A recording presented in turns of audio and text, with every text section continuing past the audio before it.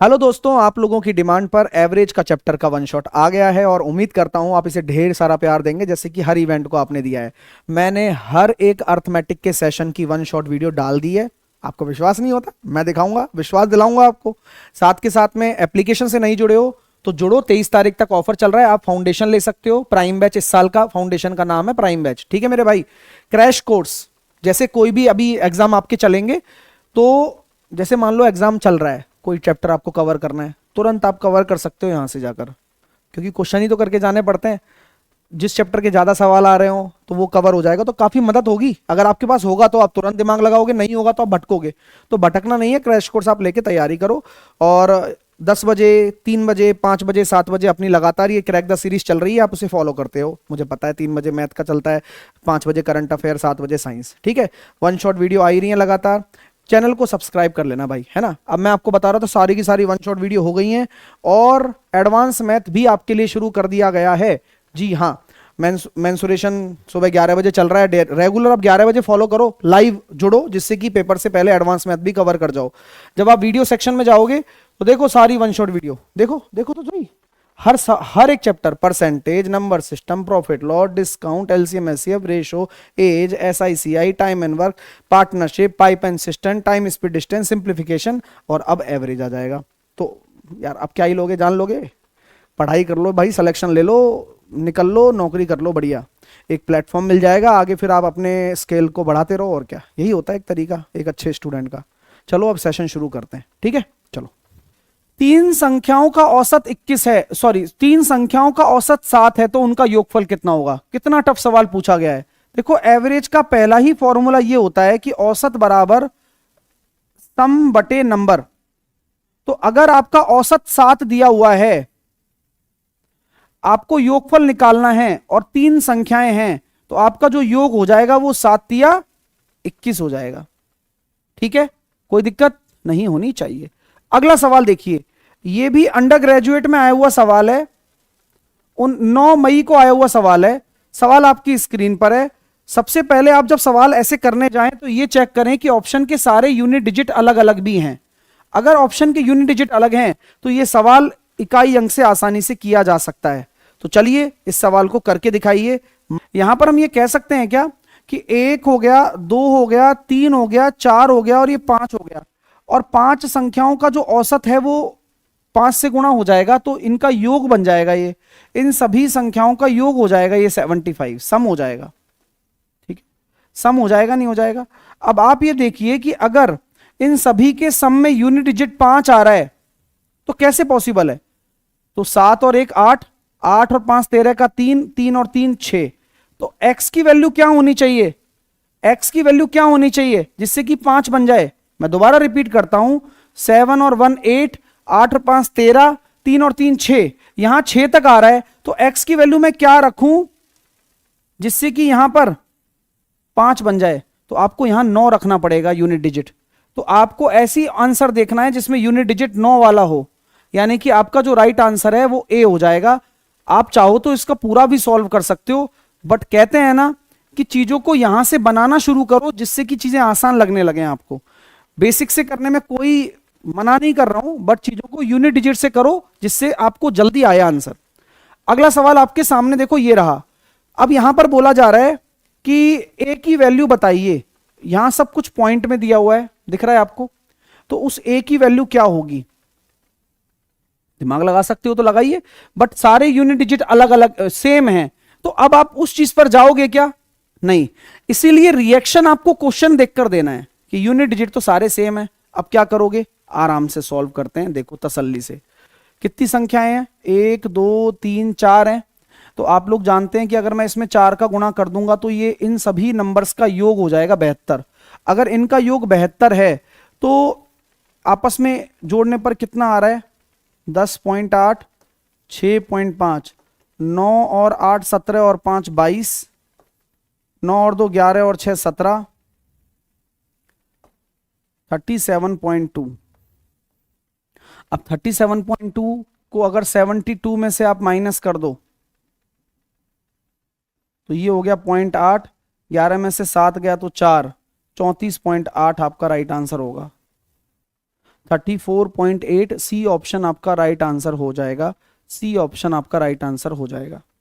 बहुत जरूरी है, बहुत जरूरी चैप्टर है। अगला सवाल देखेंगे, पहली 13 पूर्ण संख्याओं का औसत ज्ञात कीजिए।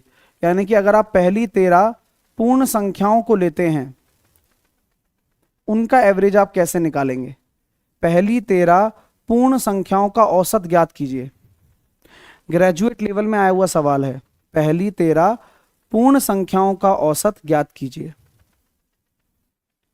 तो कभी भी जब आप लगातार की बात करते हैं तो पहली जो संख्या हो जाएगी वो 0 हो जाएगी, क्योंकि पूर्ण संख्या 0 से शुरू होती है। और अगर आप 13वीं संख्या की बात करेंगे तो वो 12 होगी, 12। तो अगर आप एवरेज की बात करते हैं तो अगर आपकी कंजुगेटिव नंबर होती हैं तो एवरेज होता है पहली संख्या प्लस अंतिम संख्या बटे 2। तो आप 0 प्लस 12 बटे 2 करेंगे तो आपका जो एवरेज होगा वो 6 आएगा। और ये कई बच्चे इसी चीज में गलती भी करते हैं, जैसे 6.5 आंसर देने वाले बच्चे अभी दिख रहे हैं ना कमेंट में आपको, वो यही गलती करते भी है, क्योंकि उनको ये नहीं पता होता है कि भैया पूर्ण संख्या की बात हो रही है और पूर्ण संख्या 0 से शुरू होती है। तो अगर आप 13 संख्याओं को लिखोगे ना तो 0 से शुरू करते हुए 1 2 3 4 5 6 7 8 9 10 11 और 12, तो ये गिनोगे तो ये 13 संख्याएं ही हैं। तो पहली संख्या और अंतिम संख्या बटे 2 यही होता है। ठीक है भाई। अगला सवाल देखिए, पहली 10 अभाज्य संख्याओं का औसत कितना है? तो आपको यही है कि भाई दिमाग में रखो, ज्यादा बेटर है, नहीं रहता नहीं है, अगर आप पढ़ते हो तो ही रहता है। पहली 10 अभाज्य संख्या, कोई फॉर्मूला नहीं होता। पहली बात तो पहली 10 अभाज्य संख्याएं कैसे निकालोगे, कैसे होती है, कौन कौन सी होती हैं? 2 3 5 7 11 13 17 19, 3 और 3 6 7 8 और 23 और 29। पूरे सवाल में अब 10 का भाग देना है तो यूनिट डिजिट से कर लो आप। 5 और 5 10, 7 और 3 10, 9 और 1 10, 7 और 3 10 और 9, यानी कि 9 एज ए यूनिट डिजिट आएगा। तो 9 एज ए यूनिट डिजिट एक ही ऑप्शन में, डी में। यानी कि मैं इतना कह सकता हूं कि पहली जो 10 हैं अभाज्य संख्याओं का योग है वो 129 होगा, मैं कह सकता हूं। तो पहली 10 अभाज्य संख्याओं का जो योग होगा वो 129 होगा। और अगर आप एवरेज निकालना चाहते हैं तो आपको पता है कि योग बटे नंबर कर दो, तो जवाब आ गया 12.9, 12.9 आपका राइट आंसर आ जाएगा। अब बोला जाता है कि पहली 150 विषम प्राकृतिक संख्याओं का औसत कैसे निकालेंगे। देखो ये बहुत अच्छा कॉन्सेप्ट है, यहां जो प्रथम लिखा होता है ना तभी ये कॉन्सेप्ट वर्क भी करेगा। आप ऐसे बीच में से रैंडमली आप इस कॉन्सेप्ट को वर्क नहीं करवा सकते हो। पहली 150 का मतलब फर्स्ट 150 नंबर्स का आपको एवरेज निकालना है, वो भी ऑड नेचुरल नंबर्स का। तो यार मेरे को नहीं आता, मान लो मैं आपकी तरह अगर सोचूं कि मैं नहीं भूल गया फॉर्मूला, पता है तो ठीक है, तो मैं ऐसे करता हूं, पहली तीन मैंने ऑड नंबर ले लिया और इनका अपन ने एवरेज निकाला। तो अगर मैंने पहली 3 ऑड नंबर ले लिया और इनका एवरेज निकाल रहा हूं तो 9/3 3 आ रहा है, यानी कि 3 लेने पर, 3 संख्याएं लेने पर एवरेज 3 आ रहा है। अच्छा, अगर आप 4 ले लोगे तब तो 8 और 8 16/4, तो 4 लेने पर एवरेज 4 आ रहा है। तो इसका मतलब आपको ये फॉर्मूला तुरंत दिमाग में बन जाएगा 10 सेकंड में, अगर आप भूल गए हैं कि अगर आप विषम संख्याओं की बात करते हैं तो अगर आप बोलेंगे पहली n विषम संख्याओं का एवरेज कितना होगा, वो n के बराबर ही होगा। पहली 150 की बात करेंगे तो वो 150 ही होगा,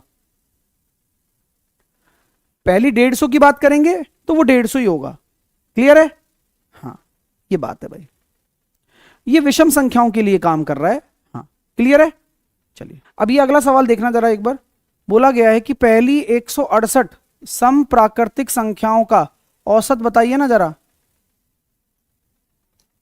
पहली 168 सम प्राकृतिक संख्याओं का औसत बताइए ना जरा, बता दो। तो आप लोग क्या कह सकते हैं कि मुझे तो फॉर्मूला याद नहीं है, तो याद नहीं है तो मैं क्या करूं, तो मैं एक काम करता हूं, 2 ले लिया 4 ले लिया, पहली 2 सम संख्याओं का एवरेज निकालना, यही तो करते हैं, दोनों का योग करके बटे 2 कर दिया, 3 आ गया। अच्छा, पहली तीन सम संख्याओं का एवरेज निकालना, तो आप कहोगे सर 12/3 करूंगा तो ये 4 आ रहा है। तो क्या चक्कर है, n बराबर अगर आप 2 ले रहे हो तो एवरेज 3 आ रहा है, n बराबर अगर आप 3 ले रहे हो तो एवरेज 4 आ रहा है। इसका क्या लॉजिक निकल कर आया कि अगर आप पहली n प्राकृतिक सम संख्याओं का एवरेज निकलवाओगे तो वो 1 प्लस होकर आता है हमेशा, यानी कि 169। तो फॉर्मूला रटने की जरूरत है क्या, फॉर्मूला याद करने की जरूरत है क्या, नहीं है, जो है वो आपके सामने है। अगला सवाल देखिए, 5 से लेकर 30 तक के बीच में अभाज्य संख्याओं का एवरेज बता दो। जो भी अभाज्य संख्या है उनका एवरेज बता दो।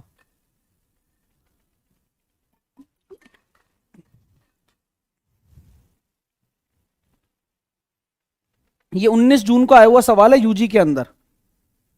5 से लेकर 30 तक के बीच में, तो 5 और अच्छा बताओ 5 को इंक्लूड करोगे क्या, ये भी क्वेश्चन में, ये खास सवाल है, ये खास सवाल है। 5 और 30 के बीच बोला गया है, तो 5 इंक्लूड होगा कि नहीं होगा, आधे से ज्यादा बच्चे 5 को इंक्लूड कर लेंगे, जबकि करना नहीं है। 7 से शुरू करिए, 7 ले सकते हो, 11 ले सकते हो, 13 ले सकते हो, 17 ले सकते हो, 19 ले सकते हो, 23 ले सकते हो, 29 ले सकते हो। आप बोलोगे सर बहुत अच्छी बात कही है, तो मैंने कहा अच्छी बात तो है, लेकिन इतना भी मुझे पता है कि 5 से लेकर अगर 30 तक की बात करोगे तो उसमें टोटल 10 अभाज्य संख्याएं आती हैं। तो मैंने अभी 10 अभाज्य संख्याओं का योग तो निकाला था 129। अगर मैं इंटेलिजेंट हूं, अगर मुझे याद है तो है, नहीं याद है तो आप डायरेक्टली ये वाला काम कर सकते हो, कोई बुराई नहीं है। तो इनको जोड़ने पर कितना आ रहा है, 119, 2 2 4 5 6 7, तो 119/7 17 आपका औसत आ गया, 17 आपका औसत आ गया। अगला करो, 12 और 39 के बीच में सभी प्राकृतिक संख्याओं का औसत बताएंगे जो कि 5 से डिविजिबल है, जो कि 5 से डिविजिबल है, और 12 और 39 के बीच में लेना है। तो वैसे भी 12 प्राइम नंबर नहीं है और 39 भी नहीं है, तो आपकी हेडक तो है नहीं है। अब बीच बीच की प्राइम नंबर चुनिए, सभी प्राकृतिक संख्याओं को, अरे प्राइम नंबर नहीं, सभी प्राकृतिक संख्याओं का औसत बताना है जो 5 से है, सभी का। तो इतना आसान तरीका बताऊंगा कि मजा आ जाएगा। 12 के बाद में 5 का मल्टीपल कौन सी संख्या है, तो बोले सर 15, और 39 से पहले 35। तो आपको वही केस लगाना है, पहली संख्या और अंतिम संख्या बटे 2। तो जवाब होगा 50/2 25। ये एवरेज आ गया,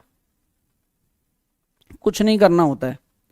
यहां अभाज्य की बात नहीं है, यहां सिंपल बोला गया है कि 5 से डिविजिबल देखो, तो 12 के बाद में 15 है, 39 से पहले 35 है, तो पहली संख्या 15 और अंतिम 35/2, क्योंकि 5 का मल्टीपल में देख रहे हो और कंजुगेटिव देख रहे हो आप लोग।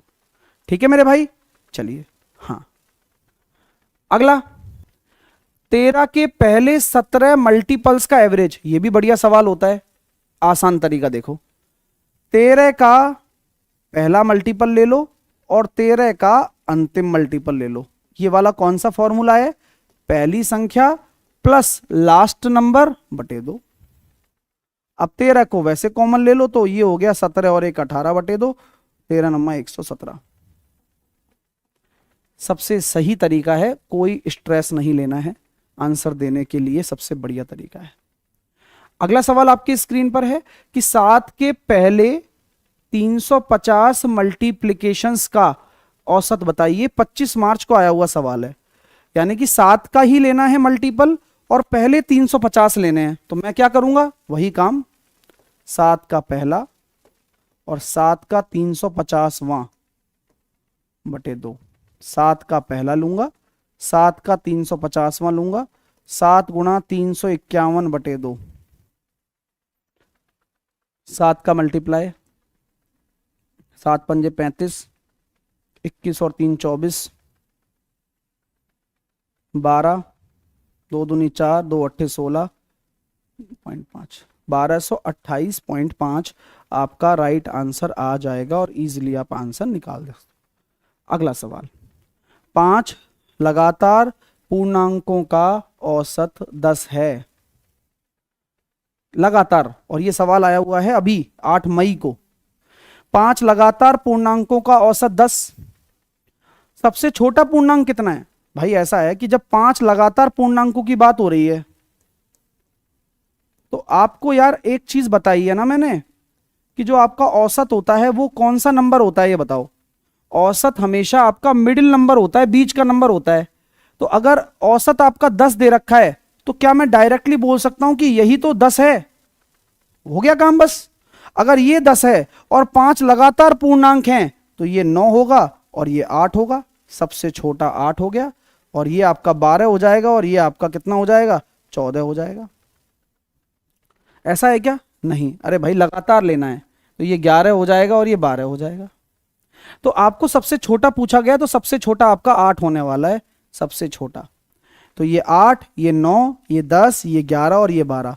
यहां सम और विषम की बात नहीं हो रही है जिससे आप दो दो का गैप दे दें, बेमतलब मत करना, क्योंकि बच्चे का इंस्टिंक्ट इस तरह से चलता है कि यार दो दो का गैप होना चाहिए। अरे भाई लगातार बोला जा रहा है तो लगातार लेना है, छोटा बोला जा रहा है छोटा बनाना है, बड़ा पूछा जाता बड़ा बताते, जैसे बोला है वैसे करना है, ज्यादा दिमाग नहीं लगाना है। अगला सवाल 20 जून 2025 में आया हुआ सवाल है, सवाल को पढ़िए एक बार, कि 6 क्रमागत हैं, विषम संख्याएं हैं। अब पकड़ में आ गई ना बात। अब ये विषम संख्याएं हैं और उनका एवरेज आपका 30 है, बहुत अच्छी बात है। चलो अब देखना, सबसे बड़ी और सबसे छोटी संख्याओं के बीच का अंतर ज्ञात करो सर, डिफरेंस ज्ञात करना है। क्या करना है? डिफरेंस ज्ञात करना है सबसे बड़ी और सबसे छोटी का।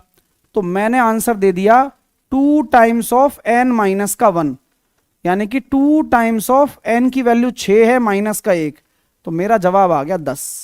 कितने सेकंड में? 5 सेकंड में। मेरा आंसर आ गया 10, कितने सेकंड में आ गया? 5 सेकंड में आ गया। कैसे आ गया? पॉइंट यही तो बनता है, कैसे आया सर ये?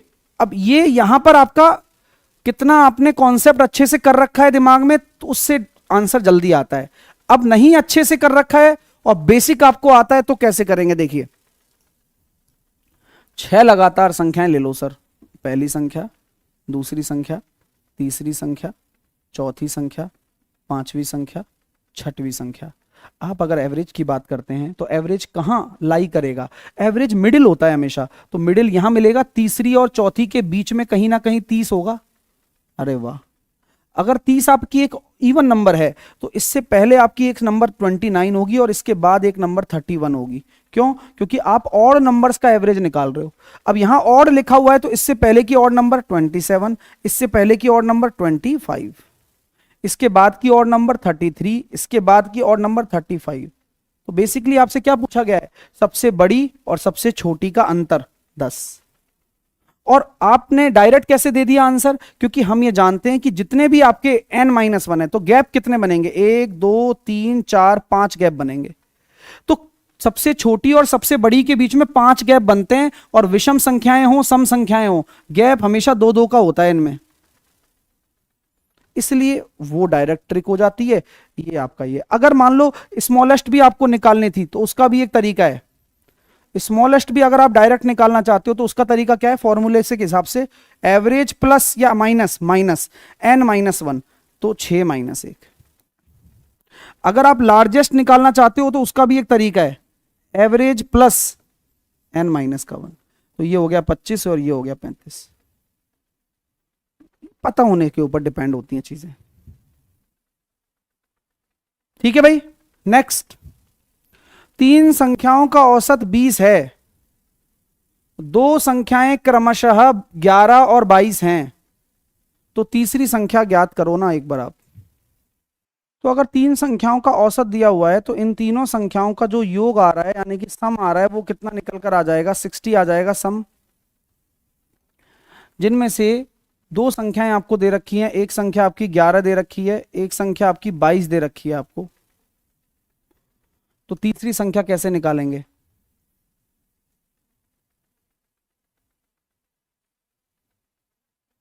थर्टी 33 को घटाकर, यानी कि 60 में से अगर आपने 33 को माइनस कर दिया तो जवाब आपको 27 देना पड़ेगा।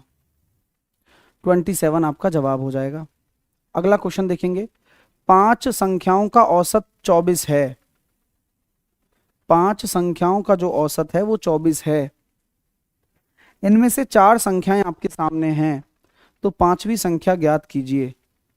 तो एनटीपीसी यूजी सीबीटी 1 में आया हुआ सवाल है, 16 जून 2026 को आया हुआ सवाल है, निकाल लेते हैं। यूनिट डिजिट सारे अलग अलग हैं, तो मैं तो यूनिट डिजिट से करूंगा क्योंकि तुरंत दिख गया ना, यही इंस्टिंक्ट होता है, वरना तो सॉल्व करना तो किसको नहीं आता। तो सर यहां यूनिट डिजिट आएगा 0 आपका, तो 0 खत्म, 8 और 5 13 का 3 7 10 0, 0 वाला आंसर होगा, क्योंकि जब इधर भी 0 उधर भी 0, जो 0 वाला ही आंसर होगा बस। तो आपको देखो कितना टाइम लगा, मैं तो इसी तरह की अप्रोच आप बच्चों के दिमाग में डालना चाहता हूं कि आप कम से कम टाइम का यूज करें और ज्यादा से ज्यादा जल्दी आंसर दें। अदरवाइज बेसिक से सारी दुनिया कर लेगी, इसको कोई बड़ी बात नहीं है सवाल में। 3 संख्याओं का एवरेज आपका ये है, तो उनका जो सम हो जाएगा वो 3 से मल्टीप्लाई करने पर 120 हो जाएगा, और उनका जो रेशो दे रखा है वो कितना है, 15 रेशो। तो टोटल 15 रेशो की जो वैल्यू है वो 120 के बराबर है, एक रेशो की वैल्यू 8 के बराबर हो जाएगी। तो आपकी जो बड़ी संख्या है 48 हो जाएगी, आपकी जो बड़ी संख्या है वो 48 हो जाएगी, 48। 8 संख्याओं का जो और औसत है, 8 संख्याओं का जो औसत है वो 43 है। 8 नंबर दे रखे हैं, उनका जो एवरेज है वो 43 है। अब बोला जा रहा है कि प्रत्येक में 7 की कमी कर दी जाए, प्रत्येक में 7 की कमी कर दी जाए। अगर आपको 8 नंबर का एवरेज दे रखा है और हर किसी में 7 7 7 7 कम करें, तो आपका जो नया औसत होगा वो भी 7 कम हो जाएगा बस। तो 36 आपका नया एवरेज हो जाएगा। ये लेटेस्ट सवाल है, 19 जून को आया हुआ सवाल है। अगला सवाल देखेंगे ना आप कि 8 संख्याओं का एवरेज आपका 80 है, 80। यदि सबसे छोटी संख्या संख्याओं के योग के 1/16 के बराबर है, तो सबसे छोटी संख्या का वैल्यू क्या होगा। शानदार सवाल है, बिल्कुल ट्राई करेंगे एक बार आप। तो लैंग्वेज अच्छी है इसलिए 15 सेकंड मैंने आपको दिए कि 8 संख्याओं का औसत 80 है, तो आपका जो टोटल योग हो जाएगा वो 640 हो जाएगा। तो सबसे छोटी संख्या जो आप निकालना चाहते हो, यानी कि जो स्मॉलेस्ट नंबर आप निकालना चाहते हो, वो स्मॉलेस्ट नंबर किसके बराबर है, एक बार पढ़ के बता दो ना। संख्याओं के योग के 1/16 के बराबर है। लो, ये कोई सवाल है क्या? नहीं है, 10 सेकंड का ही, बट करने के ऊपर डिपेंड करेगा। 15 संख्याओं का जो औसत है वो 25 है, उनमें से एक संख्या को हटा दिया जाता है। आप उनमें से एक संख्या को रिमूव कर दो तो बाकी संख्याओं का औसत कितना होगा। अच्छा सवाल है। इसका मेथड नंबर 1 देखते हैं पहले अपन। मेथड नंबर 1 क्या कहता है कि 15 संख्याओं का औसत 25 है, तो 15 गुणा 25 करेंगे तो ये टोटल सम आ जाएगा, और माइनस कर देंगे 36.2, क्योंकि एक संख्या को आप हटा रहे हो। तो अब जो संख्याएं बचेंगी वो कितनी होंगी बताओ। नीचे डिवाइड किसका होगा जब आपको बाकी का निकालना है, तो वो आप बोलोगे सर संख्याएं हो जाएंगी 14। आप जब इसको सॉल्व करोगे, आंसर निकालोगे, तो आपको आंसर ऑप्शन में मिल जाएगा।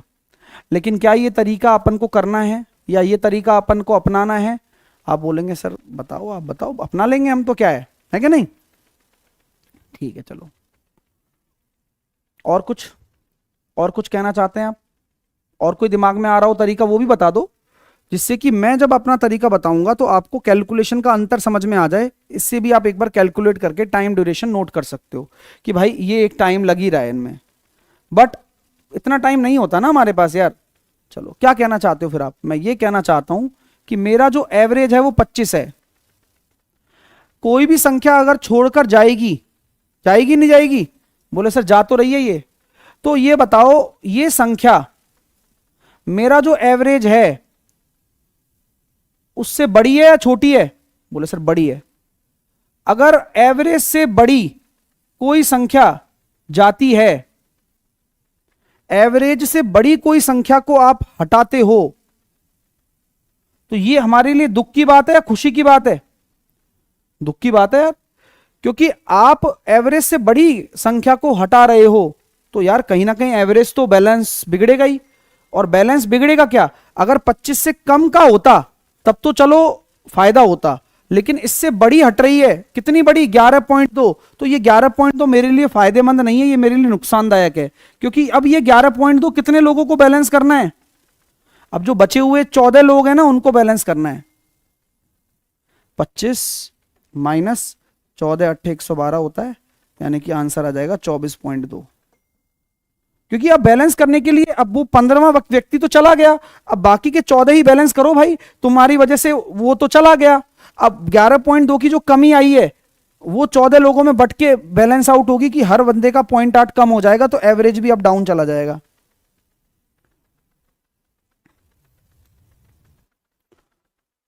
अब ये एक मेथड बेसिक है और ये मेथड दूसरा वाला मेथड डेविएशन है, तो कौन सा बढ़िया है? ये वाला बढ़िया है, टाइम नहीं लगता ना, तो बस कैलकुलेशन बचाने के लिए ही तो काम करते हैं। अगला सवाल देखो भाई, सवाल को आराम से पढ़ना, जल्दबाजी मत करना एक बार। तो 41 संख्याओं का जो औसत है वो 42 है। मैंने एक तरफ लिख लिया जाता है कि यार 41 संख्याएं हैं जिनका एवरेज है 42। भाई ऐसे ऐसे सवाल होते नहीं है बच्चों से, अब वही तो करके दिखवाना है कि यार कैसे आप आसानी से ऐसे सवाल बना पाओगे। बोला जा रहा है 13 संख्याओं का जो एवरेज है वो 70 है और 29 संख्याओं का जो एवरेज है वो 81 है। आप जब आप इनको जोड़ रहे हो तो कितना आ रहा है ये बताओ आप पहले मेरे को। तो सर यहां तो 42 आ रही है और मैंने कहा वहां तो 41 ही है, यानी कि एक नंबर कॉमन होगी। वो कौन सी कॉमन होती है? 13वीं संख्या। ठीक है, सवाल बोल रहा है कि शुरुआत से 13वीं संख्या को हटा दिया जाता है। ओहो, ये बुरा लगा सुनकर, 13वीं संख्या को हटाया जा रहा है। तो भाई अब देखो खेल कैसे करते हैं अपन, देखना देखना भाई, सभी लोग आओ। 42 ओवरऑल एवरेज है, ये कितना ज्यादा हो जाएगा? 28। 8 50 70, ठीक है। कितनी यूनिट में? 13 यूनिट में। ये कितना ज्यादा हो जाएगा?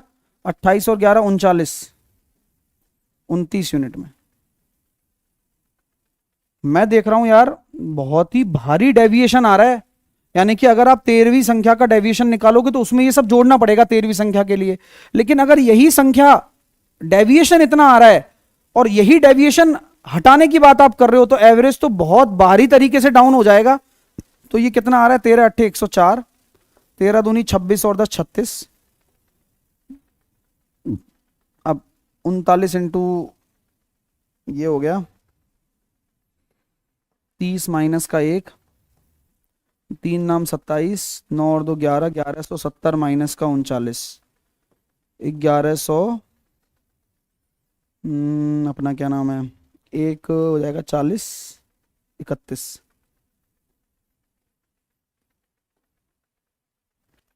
ये भी प्लस में आ रहा है, ये भी प्लस में आ रहा है, तो इन दोनों का टोटल क्यूमुलेटिव कितना है?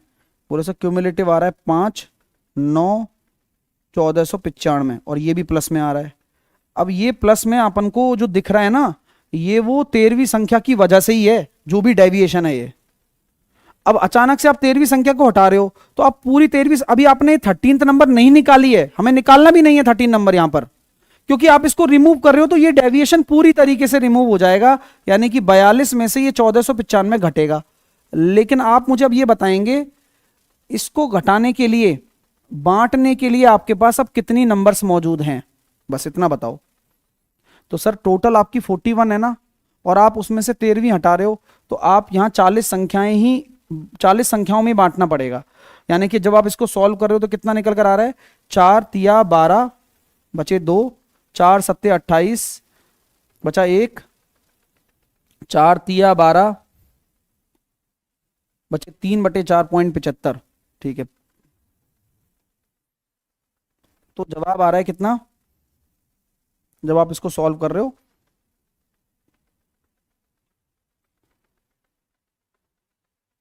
37.375। ठीक है, अब जब आप इसको देख रहे हो 37.375, तो जवाब कितना निकल कर आ गया? 4.625। बेटा आराम से एक एक चीज, वरना तुम बेसिक से कर लो ना इस सवाल को, मैं तो मना नहीं कर रहा हूं आपको। पहले आप संख्या निकालोगे, फिर आप क्या क्या करोगे, आपको होश आ जाएगा, इसमें बहुत खतरनाक जला जाता है। हाँ, तो ये 37.375 घटाओगे तो 4.625 आंसर आ जाएगा आपका। ये आंसर इसका डायरेक्ट आंसर है कि आप बाकी संख्याओं का औसत आसानी से निकाल कर दे सकते हो। मैं अब दोबारा रिपीट करना चाहूंगा जिससे कि आप लोगों के मन में क्लैरिटी आ जाए। ठीक है, हाँ आइए। तो देखो ये 41 है टोटल संख्याओं का, पहली 13 संख्याओं का 70 है, 29 संख्याओं का 81 है। ठीक है, अब 42 से ये कितना ज्यादा है, 28 13 यूनिट में, 42 से ये कितना ज्यादा है, 39 29 यूनिट में। यहां से जो डेविएशन आ रहा है ये आ रहा है, यहां से भी आ रहा है ये आ रहा है। अब ये दोनों का जो प्लस आ रहा है ये माइनस होगा, क्योंकि ये 13वीं संख्या का इंक्रीमेंटल है, डेविएशन है ये। वो डेविएशन डायरेक्टली आप घटा दो। अब घटाने के लिए 41 में से 13वीं जब हटा दोगे ना तो 40 संख्याएं ही बचेंगी बस, तो ये फाइनल एवरेज हो जाएगा। एवरेज इतना डाउन हो गया देख लो आप, बहुत ही तगड़ा सवाल है। 41 नंबर्स का एवरेज 58 है, बढ़िया है, अच्छी बात है। पहली 16 नंबर्स का जो एवरेज है वो 46 है। अंतिम 26 नंबर का जो एवरेज है वो 66 है, बढ़िया। अब हटा क्या रहे हो आप, सर इधर देखो ना 42 आ रहा है, तो मैं वही कह रहा हूं 16वीं संख्या रिपीट हो रही है इसके अंदर, एक्स्ट्रा है 16वीं संख्या, वही उसी का तो डेविएशन निकाल ही रहा हूं। तो सर यहां से तो देखो ये 12 कम आ रही है 16 यूनिट में, यहां से अगर आप देखेंगे तो 8 ज्यादा आ रही है 26 यूनिट में। अब देखना जरा एक चीज नोटिस करना, आप एक चीज ये देख सकते हो कि इसको अगर 2 दे दोगे आप तो ये बन जाएगा 16 गुणा 13, बहुत अच्छी बात है। यहां से जो डेविएशन निकल कर आएगा वो कितना आएगा, 16 गुणा 12, 16 गुणा 13, 16 गुणा 1, 16 आ रहा है, वो भी प्लस में आ रहा है। अब ये जो प्लस 16 है ना, आप हटा रहे हो 16वीं संख्या को, हटा रहे हो तो डेविएशन भी हटेगा, यानी कि 58 ऑफ एवरेज था उसमें से 16 का डेविएशन हटेगा, लेकिन ये कितनी संख्याओं में बटेगा, 40 में, क्योंकि वो 16वीं संख्या हटा दिया आपने। अब जैसे ही आप इसको 40 में बांटोगे 58 में से आपको 0.4 घटाने को बोला जा रहा है, यानी कि 57.6 आपका नया औसत हो जाएगा। ये लो आप, और आपके मन में इच्छा है बेसिक से करने की तो आप बिल्कुल करिए। बेसिक से करने का मैं एक तरीका बताता हूं, आपका दिमाग नहीं दिमाग शॉर्ट हो जाएगा, देखना आप, देख बेसिक से कैसे करते हैं। 41 संख्याओं का एवरेज 58 है, ठीक है। अब सवाल ये आता है कि 16 का कितना है, 16 का 46 है, और अंतिम 26 का कितना है, 66 है, उसमें से 41 का 58 घटा दीजिए, तो अब टोटल कितना हो जाएगा। तो ये कौन सी नंबर आ जाएगी, ये आपकी जो 16th नंबर आप निकालना चाहते हो, ये 16th नंबर निकल कर आ जाएगी, यहां से आ जाएगी ना, सही है। अब 16th नंबर आ जाएगी तो उसके बाद में क्या करना है, 41 इंटू 58 करना है, उसमें से जो 16वीं संख्या आएगी वो आपको घटानी है 16th नंबर, और 16th नंबर घटाकर फिर 40 का भाग देना है, ये आंसर आएगा आपका। ये बेसिक है, अगर कोई करने की इच्छा है तो, वरना हम करने देते नहीं है स्टूडेंट को ना, हम ये वाला कॉन्सेप्ट बिल्ड करते हैं, और ये कॉन्सेप्ट बहुत ज्यादा फ्रूटफुल कॉन्सेप्ट है। अगला सवाल देखिए, सीबीटी 1 में आया हुआ सवाल है कि 30 छात्रों की एक क्लास है, उन्होंने एक एग्जाम दिया जिनमें है ना 12 स्टूडेंट्स का जो एवरेज है वो 70 है और बाकी का 64 है। तो आप ये बताओ 12 स्टूडेंट और बाकी कितने होंगे, फिर 18 ही तो बचेंगे। तो 6 दूनी 12 और 6 तिया 18, तो 12 स्टूडेंट्स का जो एवरेज है वो तो 70 है, और बाकी के स्टूडेंट का जो एवरेज स्कोर है वो 64 है। तो पूरी क्लास का औसत कितना होगा। तो आप जब इन दोनों का अगर आप बेस बना लेते हैं 64, ये 6 ज्यादा है डेविएशन में, कितनी यूनिट में, 2 यूनिट में, तो केक कटेगी तो किस में बटेगी, 3 और 2 5 सब में बटेगी। तो पूरी क्लास का औसत आ चुका है यहां पर, कितना निकल कर आया, 64 12/5, 64 प्लस 2.4 66.4, यही जवाब है, ए ऑप्शन हो गया। जेएसएम लगाइए, डेविएशन वाला आंसर दे दीजिए आराम से। अगला क्वेश्चन देखेंगे ना, आराम से पढ़ना, ये है ना मिस्टेक वाला है, एरर वाला सवाल है। जब एरर हो जाती है, गलती से ऐसा हो गया, तब क्या करना होता है। देखिए 10 प्रेक्षणों का जो औसत है वो 40 है, ठीक है। बाद में पता चल गया, क्या पता चल गया कि 43 के स्थान पर गलती से 32 पढ़ लिया गया था। अच्छा, 43 के स्थान पर गलती से 32 पढ़ लिया गया था। गलती से यानी कि ये गलती है ना, और सही ये है। गलती सुधारोगे तो क्या करना पड़ेगा? अभी एवरेज 40 है, गलती सुधरेगी क्या? गलती सुधरेगी ना, तो गलती को सही करना चाहते हो तो आपको बढ़ाना पड़ेगा। अब जब बढ़ेगा तो एवरेज भी बढ़ेगा। कितने नंबर से हैं? 10 नंबर में। जो ये 11 आ रहा है दोस्तों, ये 11 क्या है? ये डेविएशन है भाई। गलती से 32 पढ़ लिया गया था, तो गलती की वजह से तो मैं 40 एवरेज दे रहा हूं। अब मुझे वो गलती सुधारनी है, 11 बढ़ाना है और 10 संख्याओं में बांट दूंगा, यानी कि जो नया एवरेज होगा वो 41.1 हो जाएगा। This is our new average, क्योंकि गलती सुधारनी है, अपन को सही करना है। अगला सवाल आपकी स्क्रीन पर है कि 30 विद्यार्थियों का एवरेज गिवन है। अब बाद में पता चला कि 72 को गलती से 27 लिखा गया था, और एक और अंक है जिसको 64 को गलती से 46 लिखा गया था। तो गलती कैसे करेंगे? 72 को तो 27 लिख दिया गया था, और 64 को गलती से 46 लिख दिया गया था, यानी कि ये दोनों सही हैं और ये गलत है। गलत को सही करने चलो, गलत को सही करने चलो। जैसे ही गलत को सही करने जाओगे तो 45 आपको इंक्रीज करना पड़ेगा। जैसे ही गलत को सही करने जाओगे आपको 18 इंक्रीज करना पड़ेगा। अब ये दोनों डेटा इंक्रीज होंगे, यानी कि एवरेज तो शूट अप मारेगा ऊपर। यानी कि अभी एवरेज अगर 55 है, टोटल डेविएशन अगर मैं जोड़ता हूं तो 63 है, और केक कटेगी तो सब में बटेगी, यानी कि 30 का भाग दे दिया मैंने, तो 55 प्लस 2.1 तो 57.1 आपका नया एवरेज होगा। नया एवरेज होगा। देखो 50 बच्चों का जो एवरेज है वो 45 है, अच्छी बात है, कोई बुराई नहीं है। बाद में यह पाया गया कि एक उदाहरण में 25 अंक को गलती से 35, अच्छा 25 को गलती से 35 दर्ज किया गया था, और दूसरे एग्जाम्पल में 30 को 28। तो मैं बात करता हूं कि ये तो गलती है, और इस गलती को क्या करना है? सही में बदलना है।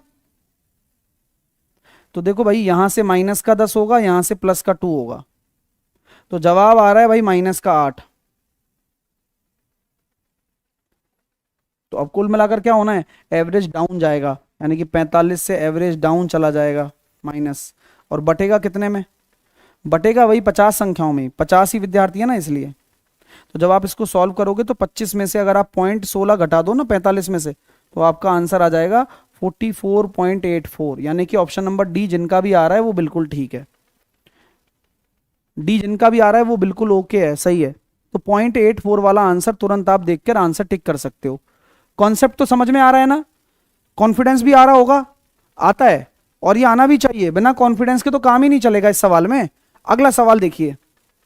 अब देखो सवाल पे देखो, सवाल को एक बार पढ़ना कि एक विद्यार्थी के अंक गलती से 37 के स्थान पर 25 दर्ज कर दिए गए। 37 के स्थान पर 25, अच्छी बात है भाई, यानी कि 37 सही हैं और आपने गलती से 25 गलत दर्ज कर दिया आपने। ऐसा करने पर क्या हुआ पता है? इसके कारण, ऐसा करने के कारण एवरेज कम हो गया। तो यहां पर आपको एवरेज को कम होने का कारण पता चल गया कि यार 37 को 25 किया था आपने। तो ये एक दूसरे पे डिपेंडेंट कंडीशंस हैं, और डिपेंडेंट कंडीशन होती हैं तो देखिएगा जरा, एन बराबर एवरेज डेविएशन, डेविएशन को हिंदी में बोलते हैं विचलन। विचलन कितना है, और उसकी वजह से डिपेंडेंट कंडीशन कौन सी है? Average difference. एवरेज बढ़ गया, घट गया, और ये जो एन है ये आपकी संख्या है, और ये संख्या कब की होती है? ओरिजिनल नंबर होता है या फिर अब वाला नंबर होता है? ये हमेशा जो नंबर निकलता है ये अभी का निकलता है, प्रेजेंट का। नाउ इस समय कितनी संख्या है, चलो तो डेविएशन कितना आ रहा है। देखो यार क्वेश्चन में अब आपको सही की तरफ नहीं जाना, आपसे सवाल में ये नहीं पूछा कि सही औसत बताओ, ये पूछा है क्या, क्या क्वेश्चन ने ये पूछा है कि सही औसत बताओ, पूछा है क्या, नहीं पूछा। सवाल डिपेंडेंट कंडीशन पर है कि यार 37 को 25 कर दिया गया था, अच्छा तो तुमने बड़ा माइनस का 12 कर दिया इसका मतलब, हाँ जी, और इस माइनस के 12 की वजह से ही तो एवरेज कमी आ गई, तो माइनस माइनस वो कट जाता है ऑटोमेटिक, आपको कुछ नहीं करना होता है इसमें। चलो तो जब आप इसको सॉल्व करोगे तो 9 आ जाएगा। तो कक्षा में विद्यार्थियों की संख्या 9 है, बस 1 सेकंड का आंसर है। मतलब इवन अगर आप यहां कॉन्सेप्ट अगर सीख रहे हो और पेपर में ये सवाल आपको देखने को मिले तो 5 सेकंड भी आप नहीं लगाओगे। 25 संख्याओं का एवरेज आपको 110 दिया हुआ है, अच्छी बात है। यदि 10 संख्याओं में प्रत्येक में इतनी वृद्धि हो जाए, अब ये जो मैं बता रहा हूं ना ये सब चीजें कि हर किसी में इतनी, तो ये डेविएशन निकाल रहा हूं मैं आपके लिए, और अन्य 10 संख्याओं में इतनी वृद्धि हो जाए और बाकी की 5 संख्याओं में कोई परिवर्तन ना हो, तो यार ऐसा है तो नया औसत क्या होगा। अब मैं बताता हूं क्या होगा कि मैं 110 पर तो बैठा ही हूं, हाँ अच्छी बात है, लेकिन गड़बड़ क्या हो रही है, गड़बड़ ये हो रही है कि जो शुरुआत की 10 संख्याएं हैं उनमें हर किसी में 12.5 बढ़ाया जा रहा है, 125 बढ़ गया, और बाद की 10 संख्याओं में 15 बढ़ाया जा रहा है तो 150 बढ़ गया, और बाकी की 5 संख्याओं में कुछ भी नहीं बढ़ाया जा रहा है, 0। तो ये जो इंक्रीज इंक्रीज दिख रहा है ना, ये डेविएशन ही है। और ये डेविएशन कब कितने में बटेगा, जो भी ये डेविएशन हो रहा है ये कितने में बटेगा, जो 25 आपकी वास्तविक संख्या उनमें बटेगा, तभी तो एवरेज शूटअप मारेगा। ये तो आपका बेस होता है एवरेज, आपने जो इंक्रीमेंट किया है हर संख्या में उसकी वजह से एवरेज शूटअप मारता है। यानी कि ये 125, ये 150, टोटल जोड़ने पर आया 275, तो 275 अपॉन 11, वो सॉरी 25, तो 25 ये हो गया 11 बार, तो 110 और 11 121 आपका राइट आंसर आ जाएगा, 121। और ये बहुत अच्छा सवाल है और आपके पेपर में जरूर आएगा ये ऐसा ही सवाल। अगला क्वेश्चन देखेंगे। एक आदमी ने 8 शर्ट 550 रुपए का एक शर्ट, 10 पैंट 1000 रुपए का एक पैंट, 12 जोड़ी जूते 850 रुपए के एक जोड़ी जूते। तो भाई ऐसा है, ये इनका वेटेज दे रखा है 8, 10 और 12। 2 से काटेंगे इसको 4 आ गया, 2 से काटेंगे 5 आ गया, 2 से काटेंगे 6 आ गया। इनका एवरेज है 550 रुपए पर शर्ट, इसका एवरेज है 1000 रुपए पर शर्ट और 850 रुपए पर शर्ट। मेरे पास 2 तरीके हैं, एक तो है वेटेड एवरेज वाला। वेटेड एवरेज क्या कहता है कि 550 को 4 से गुणा करो, 1000 को 5 से गुणा करो, 850 को 6 से गुणा करो, और टोटल हो गया 8 और 5 13, सॉरी 11 और 4 15 का भाग दे दो। एक तो ये तरीका है, और दूसरा तरीका देखिए सेकंड मेथड JSM लगाने का। इसमें मैंने सबसे बेस मान लिया 550 को, इससे तो कोई डेविएशन आएगा नहीं, इससे आएगा ये 450 ज़्यादा है 5 यूनिट में तो 2250, और ये ज़्यादा है 300 ज़्यादा है 6 यूनिट में, और यहाँ फिर टोटल वही 15 में बटेगा।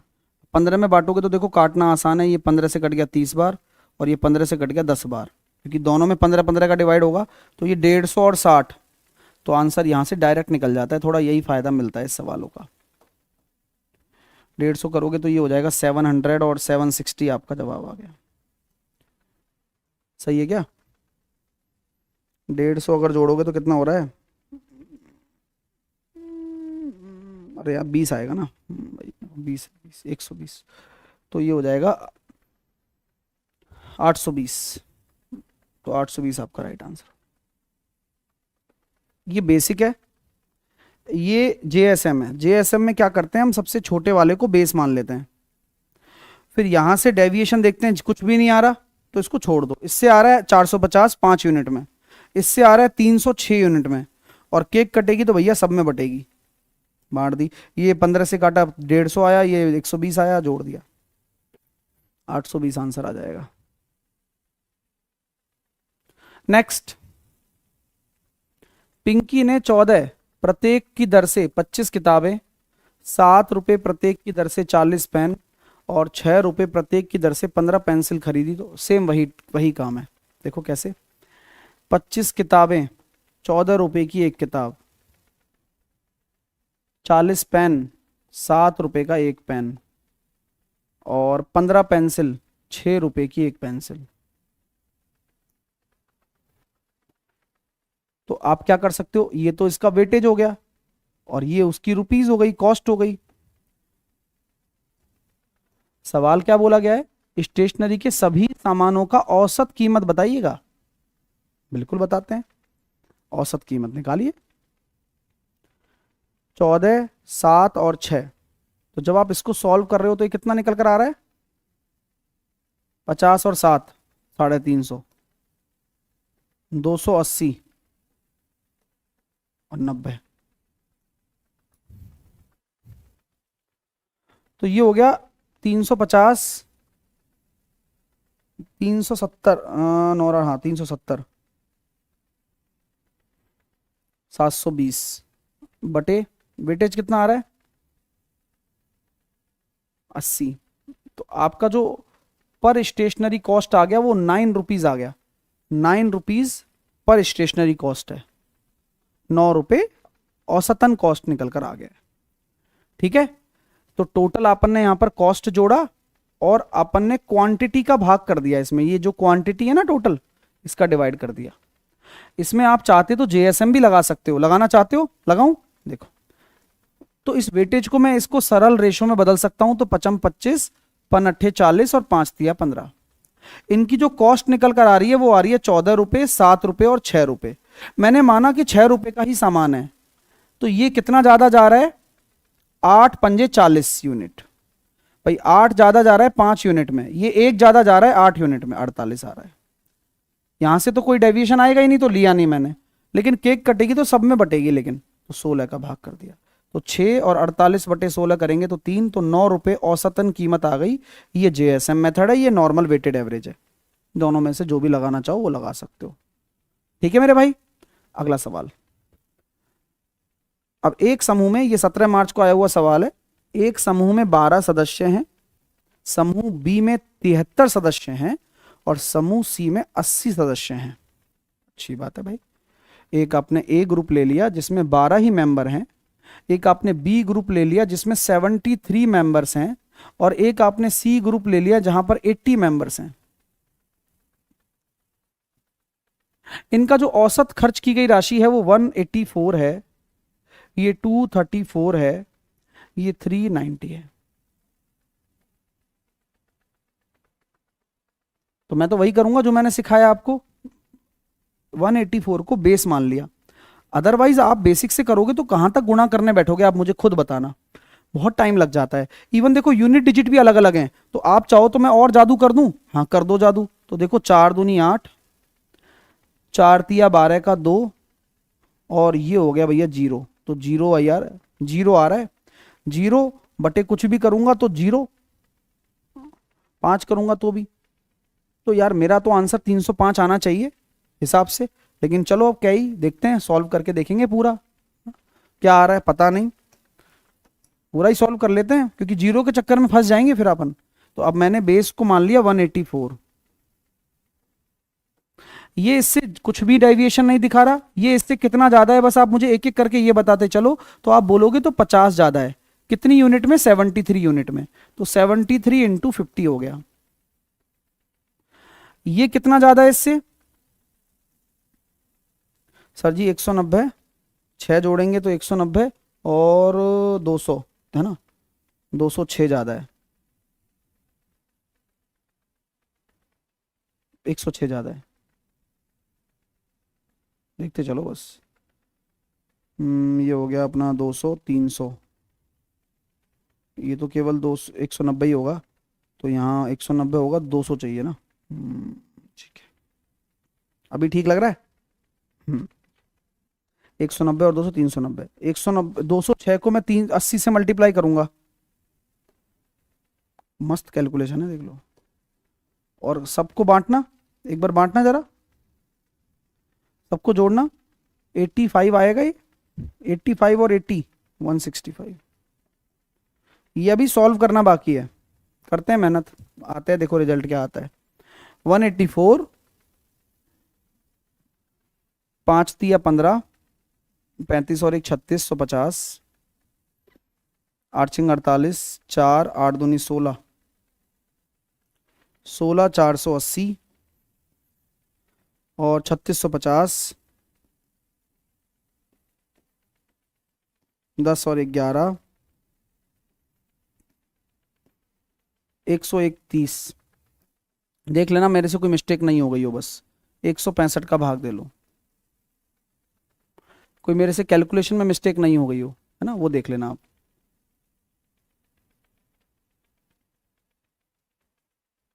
मेरे से कैलकुलेशन देख लेना बस, कोई डेविएशन वेविएशन निकालने में हो गई हो तो, है ना, वो जरूर एक बार गो थ्रू कर लेना।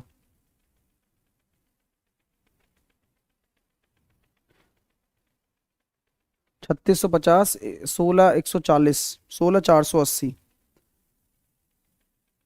16 480 प्लस 3650, यहाँ तक तो अपने कर ही लिया है ना। 20 130, अच्छा 20 आ जाएगा ना, हाँ, बटे 165 कर लो, 11 से भी कट जाएगा ये, 11 से भी कट जाएगा, ठीक है फिर तो 11 से काटते हैं, 11 एकम 11, 11 पंजे 55, 11 एकम 11 बचे कितने, 9 11 8 88, बचे 3 11 तिया 33, 15 से कटेगा क्या, 11 11 एकम 11 बचे 9 11 8 88, बचे 3 11 तिया 33, 15 एकम 15 बचे 3 15 दूनी 30 और 15 दूनी 30, 122।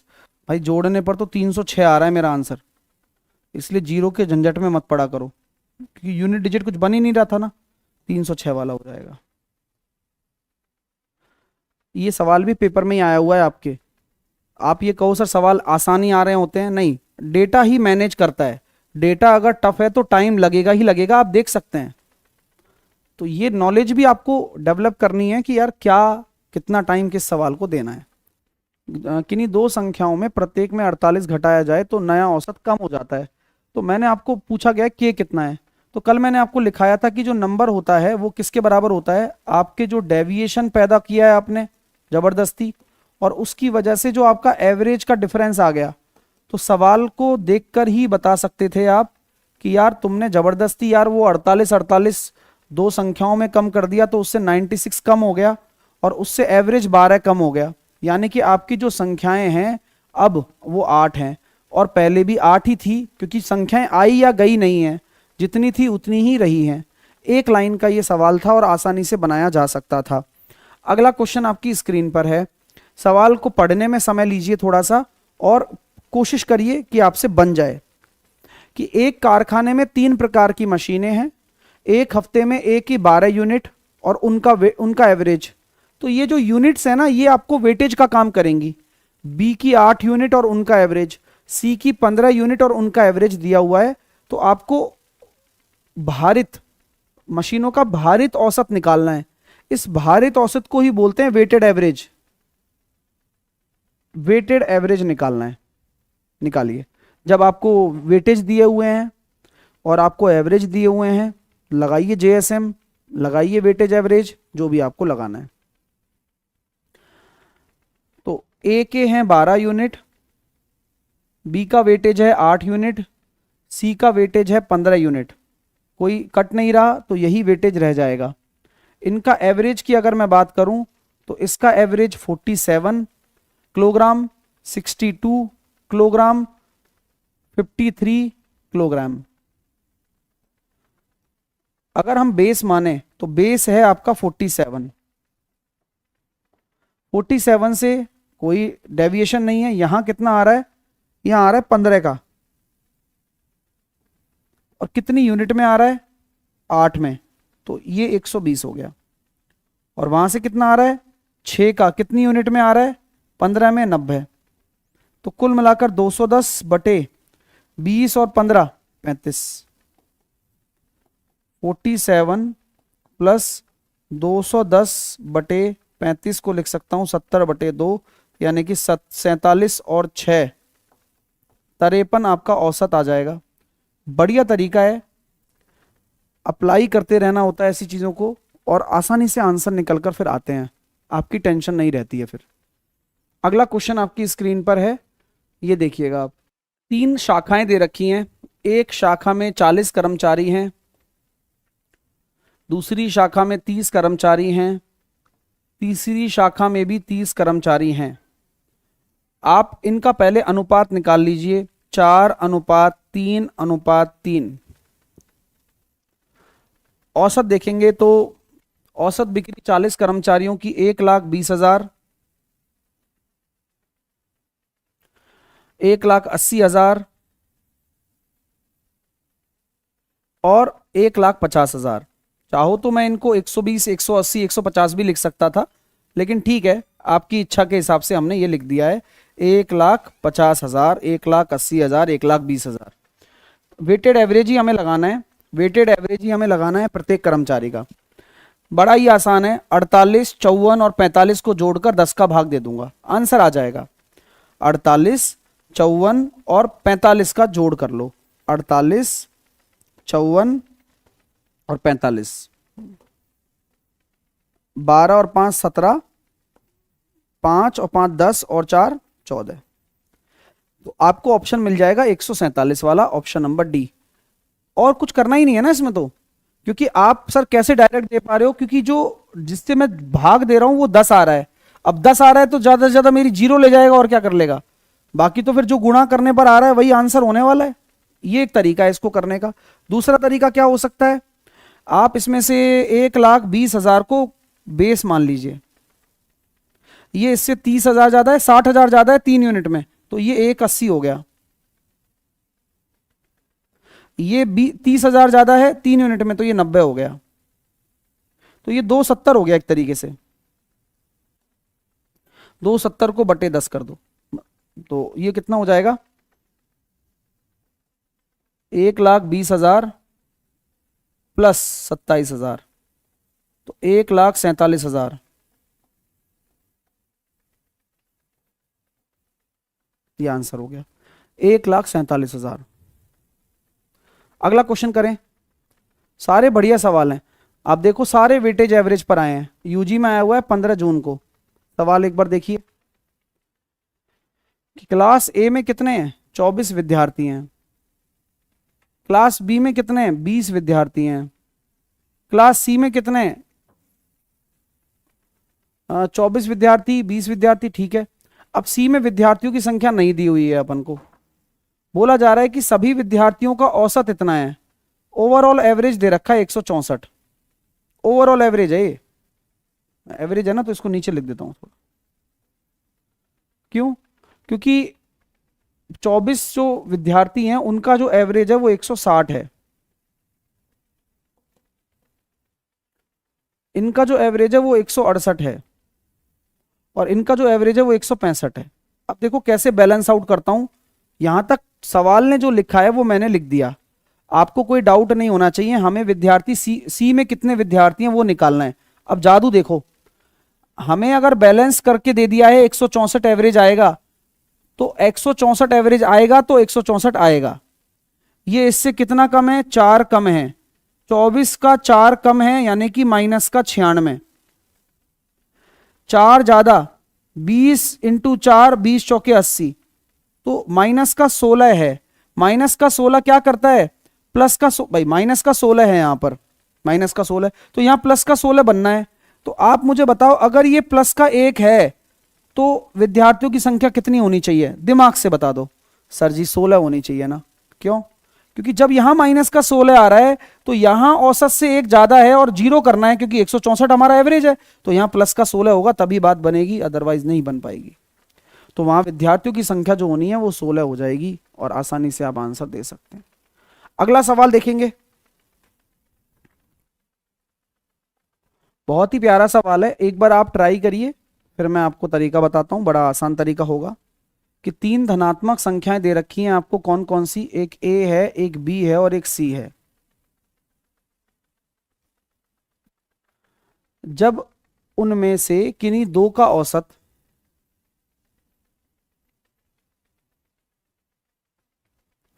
तीसरी संख्या में जोड़ दिया जाए तो आपका 178 आ जाता है। किन्हीं दो का औसत तीसरी संख्या में जोड़ दिया जाए तो 187 आ जाता है। दो का औसत तीसरी संख्या में जोड़ दिया जाए तो 199 आ जाता है। तीनों संख्याओं का औसत क्या होगा, यानी कि बेसिकली आपको निकालना क्या है, आप a प्लस बी प्लस सी बटे 3 निकालना चाहते हैं। ये आपका आंसर होना चाहिए। यहां से ही तो निकलेगा वो, देखो पहले बेसिक बता रहा हूं, इसका शॉर्टकट बताऊंगा शानदार। a plus B plus 2c बराबर हो गया sir 178 into 2, B plus C plus 2a बराबर हो गया कितना 187 into 2, C plus A plus का 2b बराबर हो गया कितना 199 इंटू 2। अगर आप इनको सबको ऐड कर रहे हैं तो ऐड करने पर कितना आ जाएगा, 4 times of a plus B plus C बराबर हो गया 178, 187 और 199। जो हमारे पास दी हुआ वो होता है ना, उसका 2 कॉमन ले लो, तो अल्टीमेटली आप देखोगे कि 2 times of a plus B plus C की वैल्यू उन सभी का योग है जो गिवन है। यानी कि अगर a plus B plus C की वैल्यू की बात करूं तो उन सभी का जो सम कर रहे हैं अपन 178, 187 और 199 बटे 2, और 3 तो पहले से ही है तो बटे 6। अब आपको ट्रिक भी समझ में आ गई होगी कि कल को आपसे उन 3 मूल संख्याओं का औसत पूछा जाए तो आप इनडायरेक्टली इन तीनों को जोड़कर 6 का भाग दे सकते हो, बट क्वेश्चन को पढ़कर यह समझ लेना कि क्वेश्चन क्या कह रहा है। सवाल पे आ जाते हैं अब। 9 और 7 16 और 8 24, 9 और 2 11, 11 और 8 19, 19 और 7 26, 3 4 5, 564 बटे 6, 6 नाम 54 और 6 चौके 24, 94 आ गया। तो 94 आपका औसत आ चुका है। किसी दो का योग तीसरे के आधे में जोड़ा जाए तो, उनमें से किसी दो का योग तीसरे के आधे में जोड़ा जाए तो, क्या सवाल सेम है? नहीं सेम है, लेकिन ये मैंने क्यों दिया है आपको, जिससे कि आप गलती करें। गलती करता है बच्चा, गलतियों का पुतला है बालक। तो ये सवाल अलग है, सवाल दोनों अलग अलग हैं। किन्हीं दो का औसत तीसरी में जोड़ा जाए, किन्हीं दो का औसत तीसरी में जोड़ा जाए, तो 3 कंडीशन बराबर लिख दिया, सॉल्व कर लिया। सवाल अगला क्या है कि किन्हीं दो का योग तीसरे के आधे में जोड़ा जाए, तो किन्हीं दो संख्याओं का योग तीसरे के आधे में जोड़ दिया 225, किन्हीं दो संख्याओं का योग तीसरे के आधे में जोड़ दिया 213, किन्हीं दो संख्याओं का योग तीसरे के आधे में जोड़ दिया 192।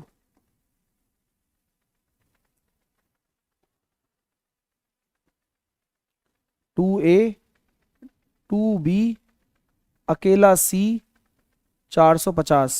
450 मत लिखो, आप ऐसे लिखो 225 गुणा 2। क्यों? क्योंकि क्या पता कोई ट्रिक बन जाए, क्या पता कोई फॉर्मूला बन जाए इस वाले टाइप का भी, वही देख रहा हूं। तो 2b प्लस का 2c प्लस का a बराबर 213 इंटू 2, as similar as that 2a 2c plus का b बराबर 192 इंटू 2।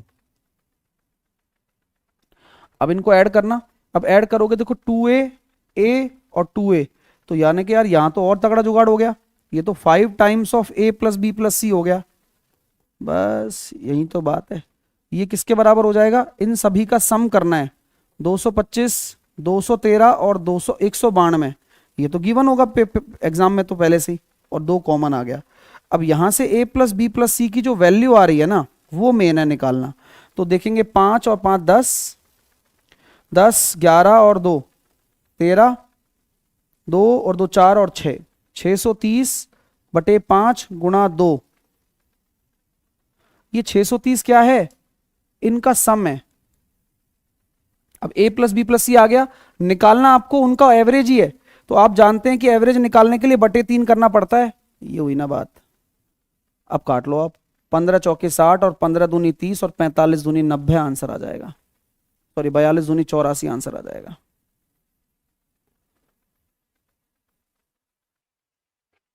एक फैक्ट्री में जो सभी श्रमिकों का जो औसत है वो इतना है, जिसमें 80 कुशल हैं और बाकी के श्रमिक का दे रखा। तो 80 तो आपके स्किल्ड वर्कर हैं, बाकी के मुझे नहीं पता, लेकिन स्किल्ड वर्कर का जो एवरेज है वो 15,000 रुपए सैलरी है और बाकी के का 12,000 है। और ओवरऑल आप सभी को कितना देते हो, 14,000 ओवरऑल बन रहा है आपका। यहां से एलिगेशन लगाओगे तो यहां 1,000 आ रहा है, यहां से घटाओगे 2,000 आ रहा है। तो अब ये समझ में आ गया मेरे को कि ये 2:1 में है, यानी कि अगर ये 80 है ना, तो ये जो बाकी के जो लोग होंगे वो 40 होंगे। तो फैक्ट्री में कुल कितने लोग काम कर रहे हैं, 120। फैक्ट्री में लोग 120 ही काम कर रहे हैं। अगला क्वेश्चन देखेंगे कि एक एग्जाम में, एक परीक्षा में, एक परीक्षा में, एक क्लास में जो विद्यार्थियों द्वारा अंग्रेजी में प्राप्त औसत अंक इतने थे, यदि इनमें से 4 विद्यार्थी जिन्होंने वास्तव में इतने अंक प्राप्त किए थे को नहीं गिना जाता, तो परीक्षा में कक्षा के औसत अंक 54 होते। तो कक्षा में विद्यार्थियों की संख्या बताओ। बहुत अच्छा सवाल है, बहुत अच्छा सवाल है। मैं इस सवाल को देशी भाषा में समझाऊं कि एक रिजल्ट आया, प्रिंसिपल ने बच्चों को बुलाया, क्लास वालों को, और उनमें से बोला ए तुम, ए तुम, ए तुम और ए तुम इधर आ जाओ, सामने देखो, और फिर दी पिछवाड़े पे डंडी। क्यों?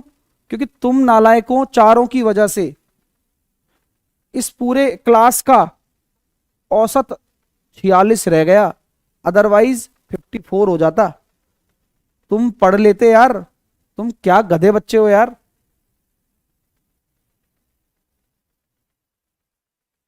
पॉइंट आपको समझ में आ रहा है क्या हुआ है इस केस में? देसी भाषा में समझ लिया सवाल।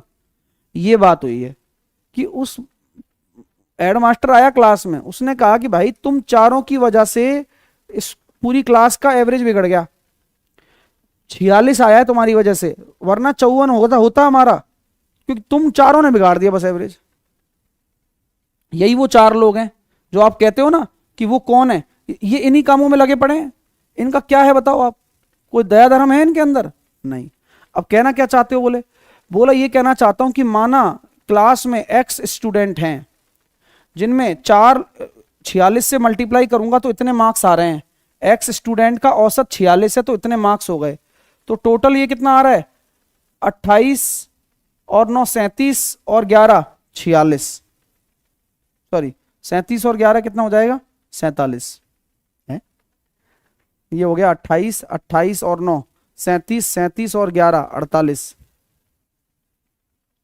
तो 48 मार्क्स अगर मैं टोटल घटा दूं, तो अब मैं ये कहना चाहता हूं उस x में से मैंने 4 लड़कियों को भगा दिया और अब मेरा एवरेज 54 होता वैसे तो।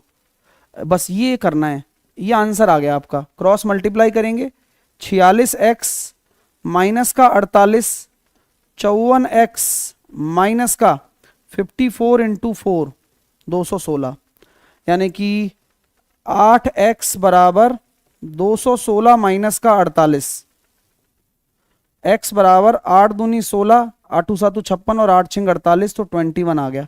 x का क्या मतलब है कि कक्षा में कितने लोग, कितने बच्चे थे, 21 छात्र थे।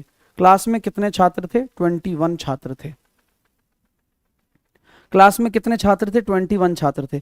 ये चीज क्लियर हो गई क्या आपको? कोई परेशानी किसी भी बालक को तो नहीं आई ना? बोलो ना भाई साहब, बोल दो यार, अगर कोई भी परेशानी है तो बोल दो, बोल दो। अब मैं एक तरीका और बताऊं आपको। बोले हाँ सर बताइए। मैं ये कहना चाहता हूं, ये कितने थे, 48। इस 48 को कम करने की वजह से एवरेज कितना, यानी कि ये 48 चले जाते हैं तो एवरेज में क्या होगा इफेक्ट 8। यानी कि अभी अगर आप ये देखते हैं कि ये 4 विद्यार्थी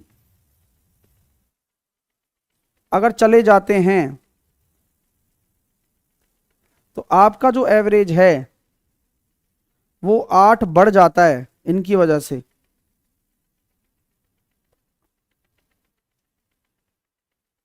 बढ़ तो जाता है लेकिन डेविएशन उस टोटल का भी लेना पड़ेगा अपन को।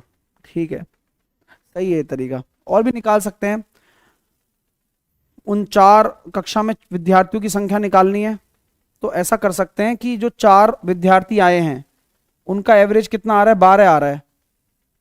उन 4 का एवरेज 12 है ना। अरे टोटल जब सम 48 हो गया तो चारों का एवरेज ही 12 है। ठीक है, और पूरी क्लास का जो एवरेज है जहां x लोग हैं वो 46 है और इनको हटाने के बाद में जो बचे हैं x माइनस 4 लोग उनका जो एवरेज है वो 54 है। यही कहानी है, बोलो ना, अरे बोल दो, यही तो बात है भाई। जो 4 बच्चे हैं उनका औसत आ रहा है 12। भाई 48 अगर चारों का योग आ रहा है ना इनका, तो इनका जो एवरेज होगा वो 12 हो जाएगा ना। तो क्या आप ये कह सकते हो कि इन दोनों को जुड़कर ही तो ये बना? तो मैं एलिगेशन लगा दूं कि भाई जो 4 लोग हैं वो बचे हुए लोग हैं वो रिमेनिंग वाले उनका 54 है और ओवरऑल मेरा जो आ रहा है वो 46 आ रहा है। अब एलिगेशन देखो, ये आ गया 8, 4 का डबल 8 दुगना हो रहा है और यहां पर ये कितना हो रहा है देखो, सेम रेशो में जाएगा। तो ये हो गया सर जी, ये हो गया आपका 34 है। तो ये हो जाएगा 17, रिमेनिंग वाले 17। तो शुरुआत में 17 और 4 21 थे। एक तरीका ये भी है और एक तरीका ये भी है, दोनों में से कोई भी तरीका आप लगा सकते हो।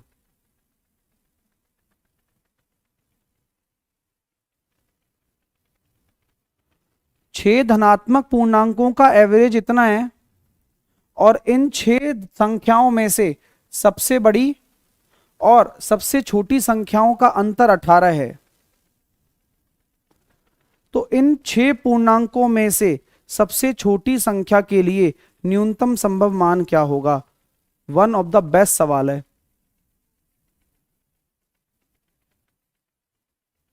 एक बार आप ट्राई करके देखेंगे फिर आपको बताएंगे। ठीक है।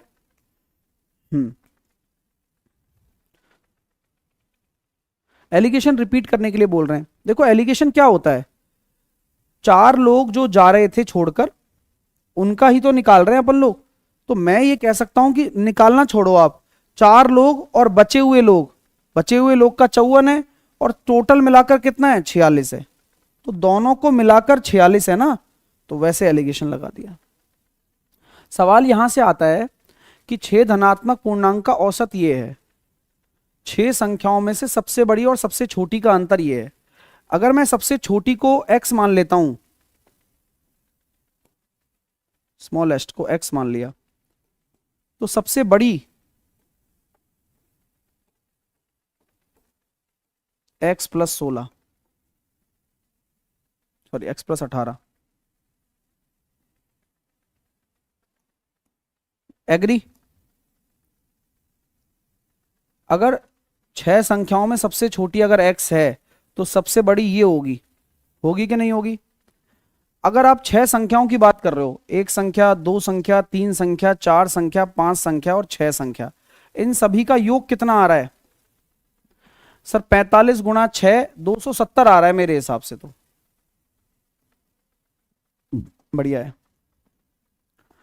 तो सबसे छोटी संख्या के न्यूनतम संभव मान क्या होगा? आपको क्या निकालना है? सबसे छोटी संख्या का न्यूनतम संभव मान क्या होगा? सबसे छोटी संख्या के न्यूनतम मान क्या होगा? तो मैं आपसे ये कह सकता हूं कि बाकी की 5 संख्याएं अगर बड़ी संख्या के बराबर हो जाएं तो मेरा मानना ये सही है क्या कि जो ये वाली संख्या बचेगी वो मिनिमम होगी?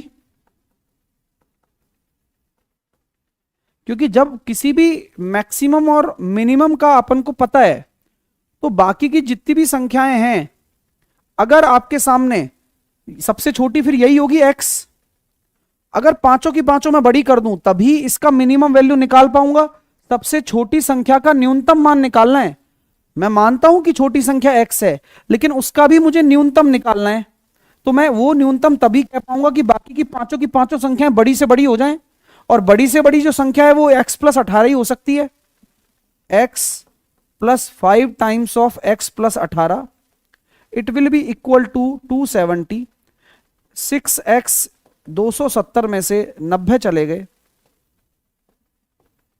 180, x बराबर 30 आ गया। यानी कि वह न्यूनतम मान क्या होगा, 30 होगा, 30 होगा। देखिए दोस्तों, वही 6 पूर्णांक की बात हो रही है, 1 2 3 4 5 6, वही उनका योग 270।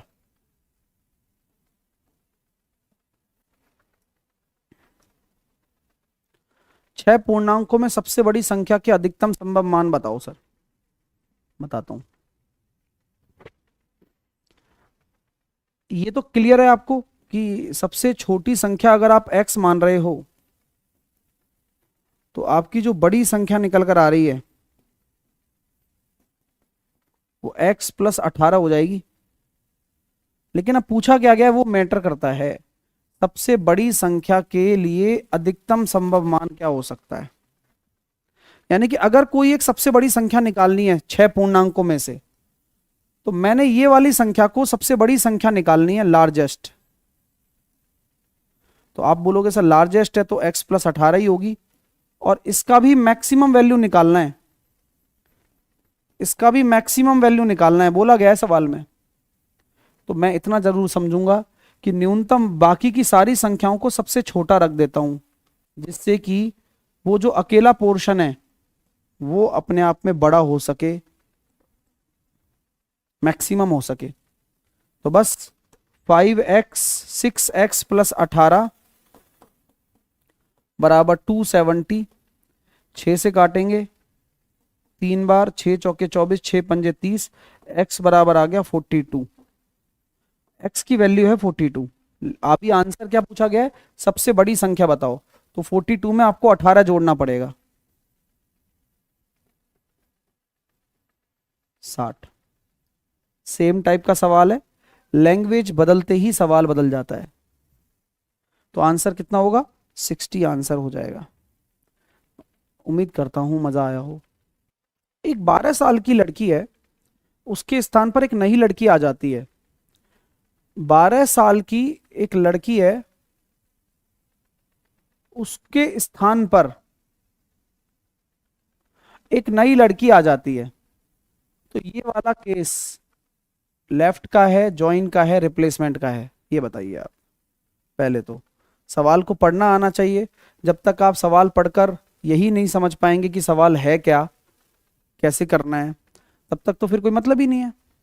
तो सवाल बताएंगे आप मुझे कि लेफ्ट का है, जॉइन का है या रिप्लेसमेंट का है।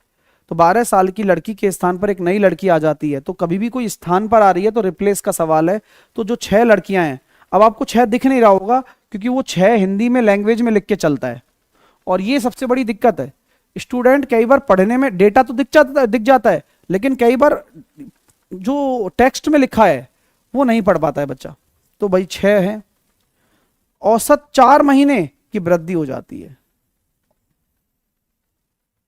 4 महीने की वृद्धि हो जाती है। तो सबसे पहले मैंने दिमाग ने सवाल को पढ़ा और ये रीअसेस किया कि यार ये सवाल एक रिप्लेसमेंट का सवाल है, और जब एक रिप्लेसमेंट का सवाल होता है, प्रतिस्थापन का सवाल होता है, तो संख्या में कोई चेंज नहीं होता स्थापन में। तो अगर वो नई लड़की की एज निकालनी है या आयु निकालनी है अपन को, तो पहले पुरानी वाली एज लेते हैं, फिर जो नंबर है वो लेते हैं, और फिर जो एवरेज डिफरेंस है वो लेते हैं। बस डायरेक्ट आंसर आपके कदमों में आ जाता है। ओल्ड 12 साल की लड़की रिप्लेस कर रहे थे, लड़कियां 6 थी, और एवरेज 4 महीने बढ़ गया तो 4 महीने को साल में बदलना पड़ता है 4/12, बस 12 प्लस का 2 14। तो यानी कि जो नई लड़की आई है, जो रिप्लेस होके आई है 12 साल की जगह, उसकी एज 14 साल है। तो जो नई लड़की की आयु है वो 14 ईयर है, 14 साल है। ठीक है, अगला करिएगा। सवाल को पढ़ेंगे, ग्रेजुएट में 18 मार्च को आया हुआ सवाल है, करिए। वर्तमान से 4 साल पूर्व अमित, भरत और चित्रा की औसत आयु, वर्तमान से 6 साल पूर्व अमित और भरत की आयु। देखो कभी भी सारी चीजें है ना, सवाल चाहता है कि वर्तमान से दूर हट जाए, जबकि मैं आपको बता रहा हूं हर चीज जो होनी है ना वो वर्तमान में ही होनी है। हाँ, वर्तमान बहुत बड़ी ताकत है। क्यों? क्योंकि बीत गया उसे बदल नहीं सकते, जो आएगा उसे भी बदल नहीं सकते। कंट्रोल किसे किया जा सकता है? कंट्रोल किया जा सकता है केवल वर्तमान को, प्रेजेंट को। तो वर्तमान से 4 साल पूर्व दे रखा है, 4 साल पूर्व अमित, भरत और चित्रा का एवरेज दिया हुआ है 36 ईयर। ये 4 साल पूर्व का है, 4 ईयर एगो। लेकिन वर्तमान में जो इन तीनों का एवरेज हो जाएगा वो 40 हो जाएगा, हाँ डायरेक्ट, और इन तीनों का योग हो जाएगा 120। ये वर्तमान में A B C, Amit, Bharat और चित्रा। और वर्तमान से 6 साल पूर्व अमित और भरत, तो अमित और भरत की एक और टाइमलाइन है 6 साल पूर्व की, और उसका एवरेज 36 है। तो वर्तमान में एवरेज हो जाएगा 36, क्योंकि ये 6 साल पूर्व है। तो केवल डायरेक्ट जो डेटा है उसमें 6 जोड़ दिया, और अगर आप योग निकालना चाहते हो तो 72। तो ये वाली कहानी हो गई ए प्लस बी की 72। तो ए प्लस बी 72 है, ए प्लस बी प्लस सी 120 है। तो सी कितना होगा पहले तो ये निकालो, और ये भी वर्तमान में ही आएगा 48।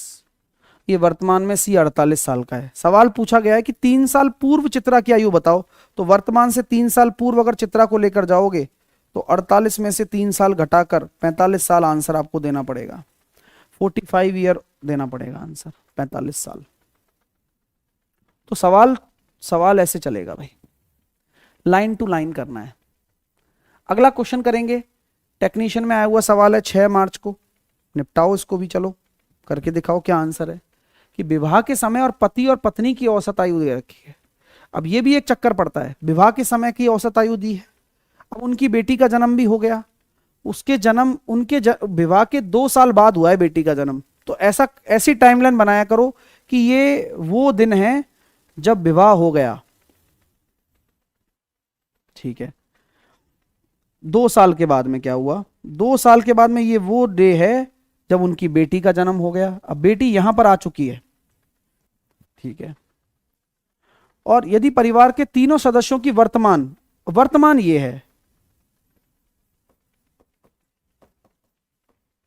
ये वर्तमान है, और इनका जो औसत दे रखा है 24 है, तो योग 72 है भाई तीनों का, जिसमें कौन है, हस्बैंड है, वाइफ है, अब हस्बैंड है, वाइफ है और डॉटर है।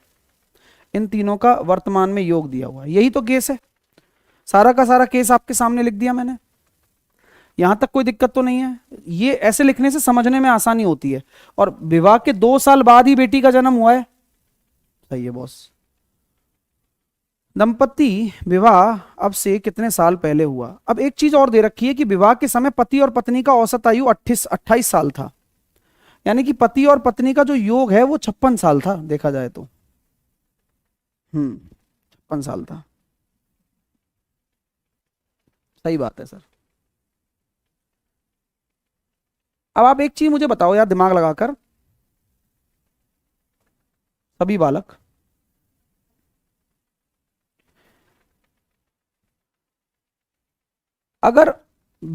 मेरी बेटी अगर x साल की है इस समय, या कह सकते हैं बेटी अगर x साल की है, तो हस्बैंड और वाइफ जो हैं, क्या मैं कह सकता हूं x साल ये भी बड़ा होगा, x साल ये भी बड़ा होगा, लेकिन ये 2-2 साल भी बड़े होंगे कि नहीं होंगे, ये बताओ पहले तो। हाँ, तो मैं ये एक सेंस निकाल रहा हूं इस समय वर्तमान में कि अगर हस्बैंड x + 2 साल का है वाइफ एक्स प्लस 2 साल की है, या यूं कह सकते हैं कि जो हस्बैंड वाइफ का 56 है 56 है, तो 56 में एक तरीके से आप ये कह सकते हो कि 2x प्लस 4 की वृद्धि हो गई, और डॉटर x साल की है, और टोटल 72 हो गया। यानी कि 60 अगर घटाएंगे तो 3x बराबर 12 हो जाएगा और x बराबर 4 हो जाएगा। अब x बराबर 4 से ये पता चल गया मुझे, ये 4 है तो टोटल जी 6 है। तो विवाह कितने साल पहले हुआ था? 6 साल पहले। भाई टाइमलाइन का खेल है सारा का सारा, सवाल एक नंबर है, सवाल में कोई कमी नहीं है।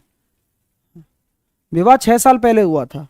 डाउट आपको आना नहीं चाहिए, आता है तो मैं रिजॉल्व करूंगा, वो ये मेरी जिम्मेदारी बनती है। आता है तो बस कॉन्सेप्चुअली आपको साउंड अच्छा करना है। बोले सर कैसे साउंड करें अच्छा? मैं ये कहना चाहता हूं कि हस्बैंड वाइफ का योग 56 है, मुझे ये पता है कि 2 साल बाद बेटी का जन्म हुआ है। अगर बेटी इस समय x साल की है, यानी कि x साल बढ़ गई होगी, बेटी तो यहां पैदा ही हुई है ना, तो यहां पर वो x साल अगर बढ़ी है तो ये भी x साल बढ़े होंगे, ये भी x साल बढ़े होंगे, लेकिन बेटी के जन्म के बाद में, लेकिन उससे पहले 2-2 साल भी तो बढ़े होंगे। तो कुल मिलाकर 56 पहले था, x प्लस 2 हस्बैंड बढ़ गया, और x प्लस 2 वाइफ बढ़ गई, तो 2x प्लस 4, और बेटी x साल, तो टोटल 72 के बराबर करके x की वैल्यू 4 निकाल दी। तो शादी हुई है x प्लस 2 साल पहले, 6 साल पहले। कभी गलत नहीं होगा, ये गारंटी अपनी है। 10 विद्यार्थियों के एक समूह का जो एवरेज है वो 50 किलोग्राम है, औसत वजन। 10 विद्यार्थियों के एक समूह का औसत वजन 50 किलोग्राम है। यदि शिक्षक का वजन भी इसमें शामिल कर लिया जाए तो औसत वजन 1 किलोग्राम बढ़ जाता है।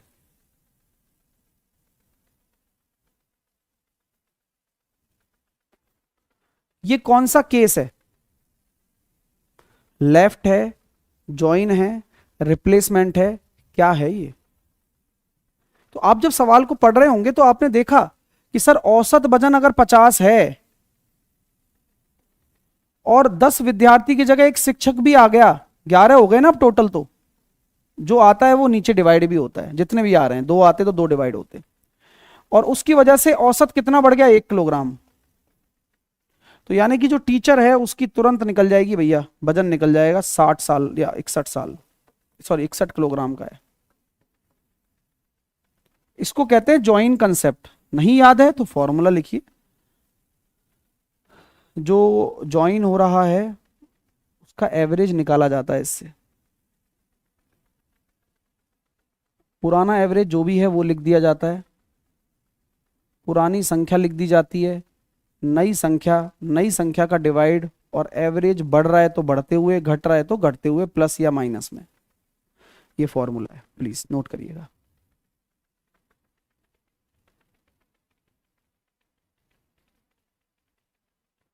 और वहां पर एक एक चीज को अब आप चेक कर लीजिए कि कैसे रखी गई है।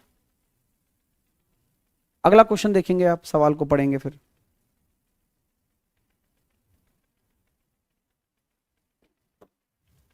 दस सेबों के एक नमूने में एक सेब के औसत भार की गणना 104 ग्राम के रूप में की गई थी। बाद में पाया गया कि कांटे ने प्रत्येक सेब का भार 20 ग्राम कम दिखाया था। अरे उस नमूने में एक सेब का सही औसत भार क्या होगा? एक सेब का सही औसत भार, 10 सेबों के एक नमूने में एक सेब का औसत भार 104 के रूप में दिखाया गया था। बाद में यह पाया गया कि कांटे के प्रत्येक सेब में 20 ग्राम कम दिखाया गया है। तो सही औसत भार क्या होगा? सवाल इतना आसान है ये कि आदमी विश्वास ही नहीं करता है कि इतना आसान सवाल पूछ लेता है एग्जामिनर, और इस चक्कर में गलती करता ही करता है बच्चा। अरे भाई सवाल में कुछ नहीं है, 20 किलोग्राम कम दिखाया गया था, अब सही करके देना है। तो 104 ग्राम था, 20 ग्राम अब बढ़कर आएगा, प्रत्येक सेब है 124।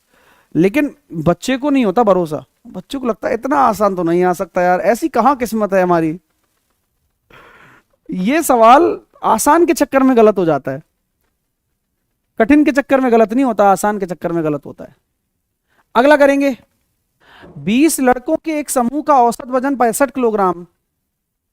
बाद में पता चला कि एक लड़के के वजन को सही वजन इतना की बजाय इतने के रूप में, तो बात वही हो गई, 66 किलोग्राम की बजाय 76 किलोग्राम के रूप में गलत तरीके से पढ़ा गया था, यानी कि 76 किलोग्राम गलत पढ़ा गया था। आपको अब सही औसत निकालना है। तो औसत दे रखा है 65, लेकिन 66 की बजाय 76 पढ़ लिया। तो अब आपको सही करने के लिए क्या करना पड़ेगा, अब तो कमी करनी पड़ेगी। और कमी अकेले नहीं होती है, जो सभी होती है उन सब में बढ़ती है वो, यानी कि 64.5 एवरेज डाउन जाएगा इसमें, क्योंकि गलती आपने की है कि आप ज्यादा डेटा लेके काम कर रहे हो। तो ज्यादा डेटा के लेके काम कर रहे हो तो औसत ज्यादा दिख रहा होगा, एक्चुअल में डेटा आपका कम है, तो वो कम है तो वो सभी में कम कर दीजिए 20 का डिवाइड करके, तो आपका वो औसत आ जाएगा 64.5। अगला सवाल देखिएगा, 10 लड़कों का औसत वजन 70 केजी है, लेकिन बाद में 2 स्थानों पर 54 को 44 के रूप में, 2 स्थान है जहां पर 54 को 44, यानी कि सही तो था 54 और गलत था 44, क्योंकि 44 के रूप में पढ़ा गया तो गलती तो आपकी, आपने गलत पढ़ा। और एक स्थान पर 35 को 40। तो अब आप बताइए सही औसत क्या होगा। तो आपने तो औसत निकाल के दे रखा था 70, क्या 70 सही है? देखता हूं। सही के लिए क्या करना है, आपको ऊपर जाना है तो 10 बढ़ाना पड़ेगा, 2 यूनिट में होगा, लेकिन ये क्योंकि 2 बार ऐसा हुआ है, 2 संख्याओं में ऐसा हुआ है। यहां पर माइनस का 5 करना पड़ेगा, एक संख्या में हुआ है, तो कुल मिलाकर आ रहा है प्लस का 15। अगर प्लस का 15 बता रहा है तो एवरेज बढ़ता है, 15 बढ़ेगा 10 लड़कों में बटेगा, यानी कि एवरेज होगा 71.5। 71.5, तो सही जो औसत होगा वो 71.5 होगा। और जो बच्चे 70.5 दे रहे हैं वो गलत है, क्योंकि आपने ये नोटिस तो किया ही नहीं ना कि वो जो हुआ है ना वो 2 स्थानों पर हुआ है ऐसा, और आप सिंगल सिंगल लेके चल रहे हो वैल्यू, तो 2 स्थानों की वजह से वो 20 का प्लस डेविएशन बन गया। नेक्स्ट, व्यक्तियों के एक समूह में पुरुष, महिला और बच्चे हैं, कोई दिक्कत नहीं है, होने दीजिए। पुरुष 20% है, महिलाएं 50% हैं, बच्चे फिर अपने आप में 30 हो जाएंगे। इनका जो वेटेज आ जाएगा वो वेटेज आ जाएगा 2:5:3, और इनका जो एवरेज वेट है, एवरेज वेट वो है 45 केजी, 60 केजी और 20 केजी। तो पूरे क्लास का, समूह का, पूरे ग्रुप का कितना होगा, तो JSM लगा सकते हो, गुणा करके डिवाइड कर सकते हो, दोनों मर्जी है। तो मैं 20 मान लेता हूं बेस को, 25 दूनी 50, 40 ज्यादा है, 5 यूनिट में 200, बस हो गया ना काम, बटे 10। तो बहुत सही तरीके हैं ये कैलकुलेशन आसान बनाने के लिए। 45 आपका ओवरऑल एवरेज आ जाएगा। अगला करेंगे, फिर से वही वाली बात, ALP में भी आया हुआ है कि 40% पुरुष हैं, 35% महिलाएं हैं, बाकी बच्चे हैं। 5 8 40, 5 7 35, 55 25, ये 70 केजी, ये 60 केजी और ये 30 केजी। लगा दो जामा, कर दो। 30 को अगर आप बेस मान रहे हो तो इससे ये 40 ज्यादा है, 8 यूनिट में 320, ये 30 ज्यादा है, 7 यूनिट में 210। जब ये आदत हो जाती है ना इशारे इशारे में, तो फिर डायरेक्ट आंसर आते हैं, क्योंकि टाइम नहीं लगता है। 40 8 320, 30 7 210, 15 और 5 20, जीरो खत्म। 30 प्लस 53/2 26.5, तो 30 प्लस 26.5 यानी कि जवाब हो गया भैया 56.5।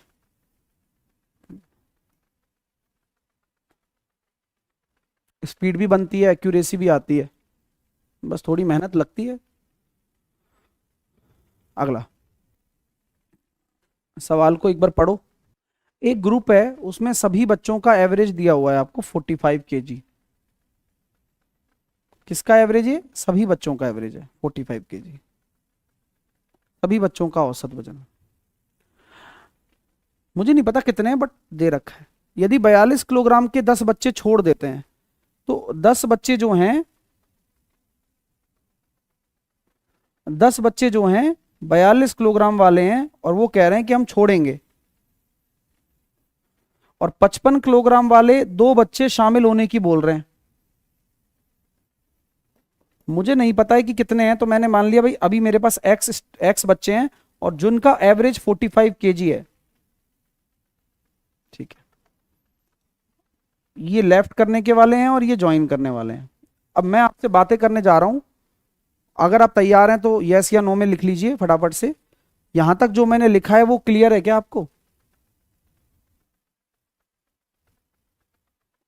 यहां तक जो लिखा है ये क्लियर है ना, कि जाने वाले ऐसे बोल रहे हैं और आने वाले ऐसे बोल रहे हैं और ओवरऑल एवरेज ये है और उन अलग अलग एवरेज ये है। अब आप मुझे बताओ कि अगर आप 45 किलोग्राम एवरेज लेकर बैठे हो और कोई जाने के लिए बोलता है, कौन? जिसकी वैल्यू आपके औसत से कम है, तो आपके लिए फायदेमंद है या नुकसानदायक है?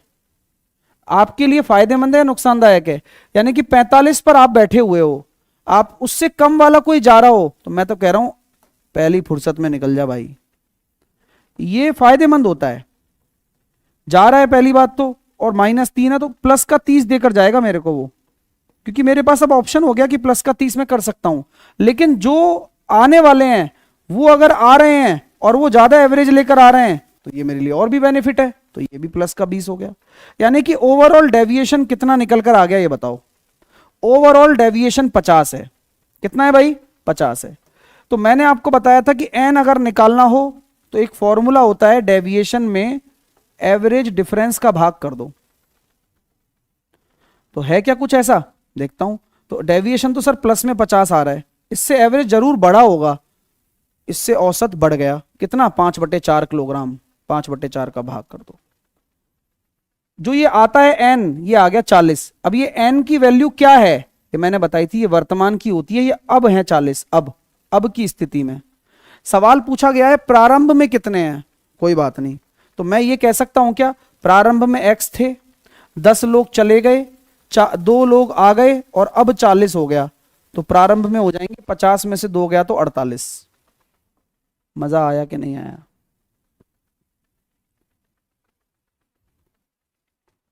फोर्टी 48 आंसर होगा। मैं क्या बोल रहा हूं, ये अब का होता है अब, तो आप 40 आंसर मत लगा देना। आप ये देखना कि पहले x थे, वो x निकालना है। 10 लोग जा रहे हैं, 2 लोग आ रहे हैं और अब 40 है, ये अब 40 है, तो वो x की वैल्यू निकाल कर देनी है अपन को। 48 आंसर होगा। किसी समूह में लड़के और लड़कियों का अनुपात दिया हुआ है।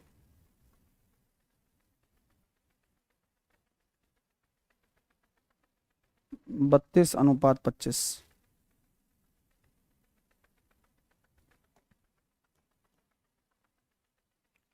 लड़कियों का औसत इतना है,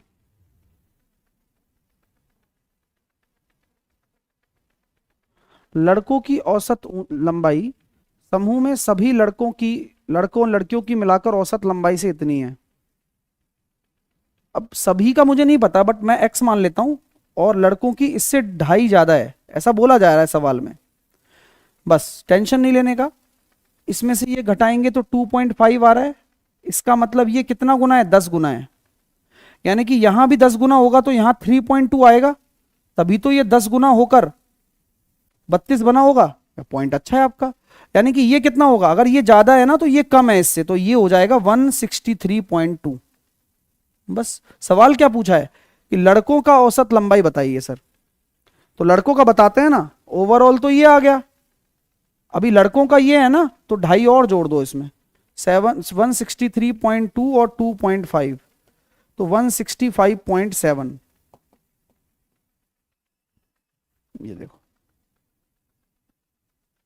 ये देखो कितना मस्त सवाल है।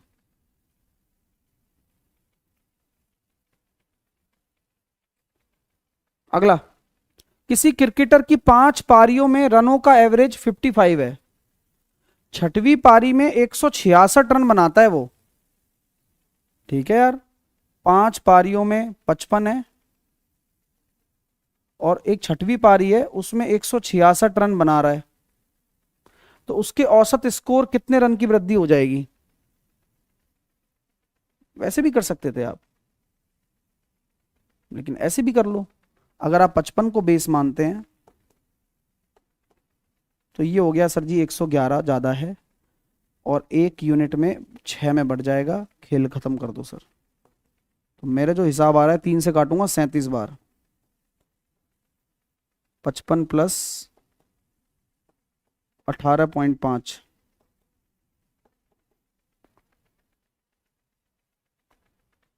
अच्छा निकटतम पूर्णांक में बताना है तो एवरेज इतना बढ़ जाएगा। सवाल एक नंबर है यार। ये पूछा गया कि कितना बढ़ जाएगा, तो 18.5 बढ़ जाएगा, लेकिन इसको निकटतम पूर्णांक में आप क्या बोलोगे, 19 बोलोगे, 19। ये नहीं पूछा कि एवरेज कितना हो रहा है। अब जवाब पूछा है कि कितना बढ़ जाएगा, तो जवाब 19 आएगा। ये गजब सवाल है यार। ग्रुप डी में आया हुआ है 15 दिसंबर में। हाँ, इग्नोर नहीं कर सकते हो सवाल को। आप सोचोगे अरे नहीं छोड़ दूंगा इसको, तो छोड़ दो, तुम्हें छोड़ देगा ये सवाल। अच्छा सवाल है। अगला क्वेश्चन, अगला क्वेश्चन पढ़ें एक बार, करें। एक बल्लेबाज अपनी 12वीं पारी में इतने रन बनाता है जिससे उसके प्रति पारी औसत स्कोर में 4 रन की वृद्धि हो जाती है। 12वीं पारी में इतने रन बनाता है, सोचो 12वीं पारी में, यानी कि 12वीं पारी मेरे लिए तो एक इकलौती पारी है। बाकी 11 पारियों में उसने कुछ ना कुछ करा होगा एक्स की औसत से, और जब वो पारी जुड़ती है तो औसत जो है ना वो 4 बढ़ जाता है। बस, कोई दिक्कत नहीं, ये खुद मानना है, यही तो दिमाग है बस। यहां 4 आ गया, 1 बराबर अगर 4 है तो 11 बराबर 44। तो दोस्तों x प्लस 4 की वैल्यू कितनी हो जाएगी, 84 माइनस का 44, यानी कि 40 हो गया। पूछा क्या जा रहा है आपसे, 12वीं पारी के बाद प्रति पारी औसत 40 होगा। ये दोनों को मिलाकर है, तो x प्लस 4 की वैल्यू लेनी है अपन को 40। 36 आंसर नहीं देना, 40 आंसर होगा, क्योंकि x प्लस 4 की वैल्यू ही देनी है। 12वीं पारी के बाद पूछा गया है एवरेज। अगर x पूछा जाता तो ये पूछा जाता कि 11 पारियों, 12वीं पारी से पहले, 12वीं पारी से पहले एवरेज कितना होता, 36 होता। पहले बोला होता तो 36 देते, बाद में बोला हुआ है तो x प्लस 4 आएगा, यानी कि 40 आएगा। सवाल की खास बात ही यही है। 54 नंबर है, इंग्लिश में पढ़ लीजिए, हिंदी में दिखाऊंगा अभी। एक क्रिकेट मैच में एक टीम को जीतने के लिए 50 ओवर में 300 रन चाहिए। पहले 15 ओवर में 5 रन के हिसाब से रन बनाए तो 15 ओवर में केवल 75 रन बन पाए। अगले 15 ओवर में औसत बढ़कर 8 रन हो गया तो 8 रन के हिसाब से रन बन रहे हैं 120। 30 हो गए। 10 ओवर में घटकर रन रेट 4 हो गई, 40 ओवर, तो बाकी के 10 ओवर में क्या होगा, रन बनाने 300, तो 75, 120 और 40,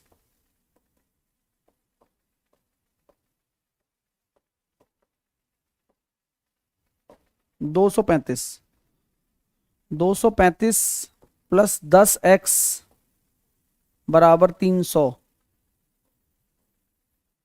10x बराबर 65, x बराबर हो गया 6.5, यानी कि लास्ट में 6.5 रन पर ओवर से बनाने पड़ेंगे, तब जाके मैच जीतेगी।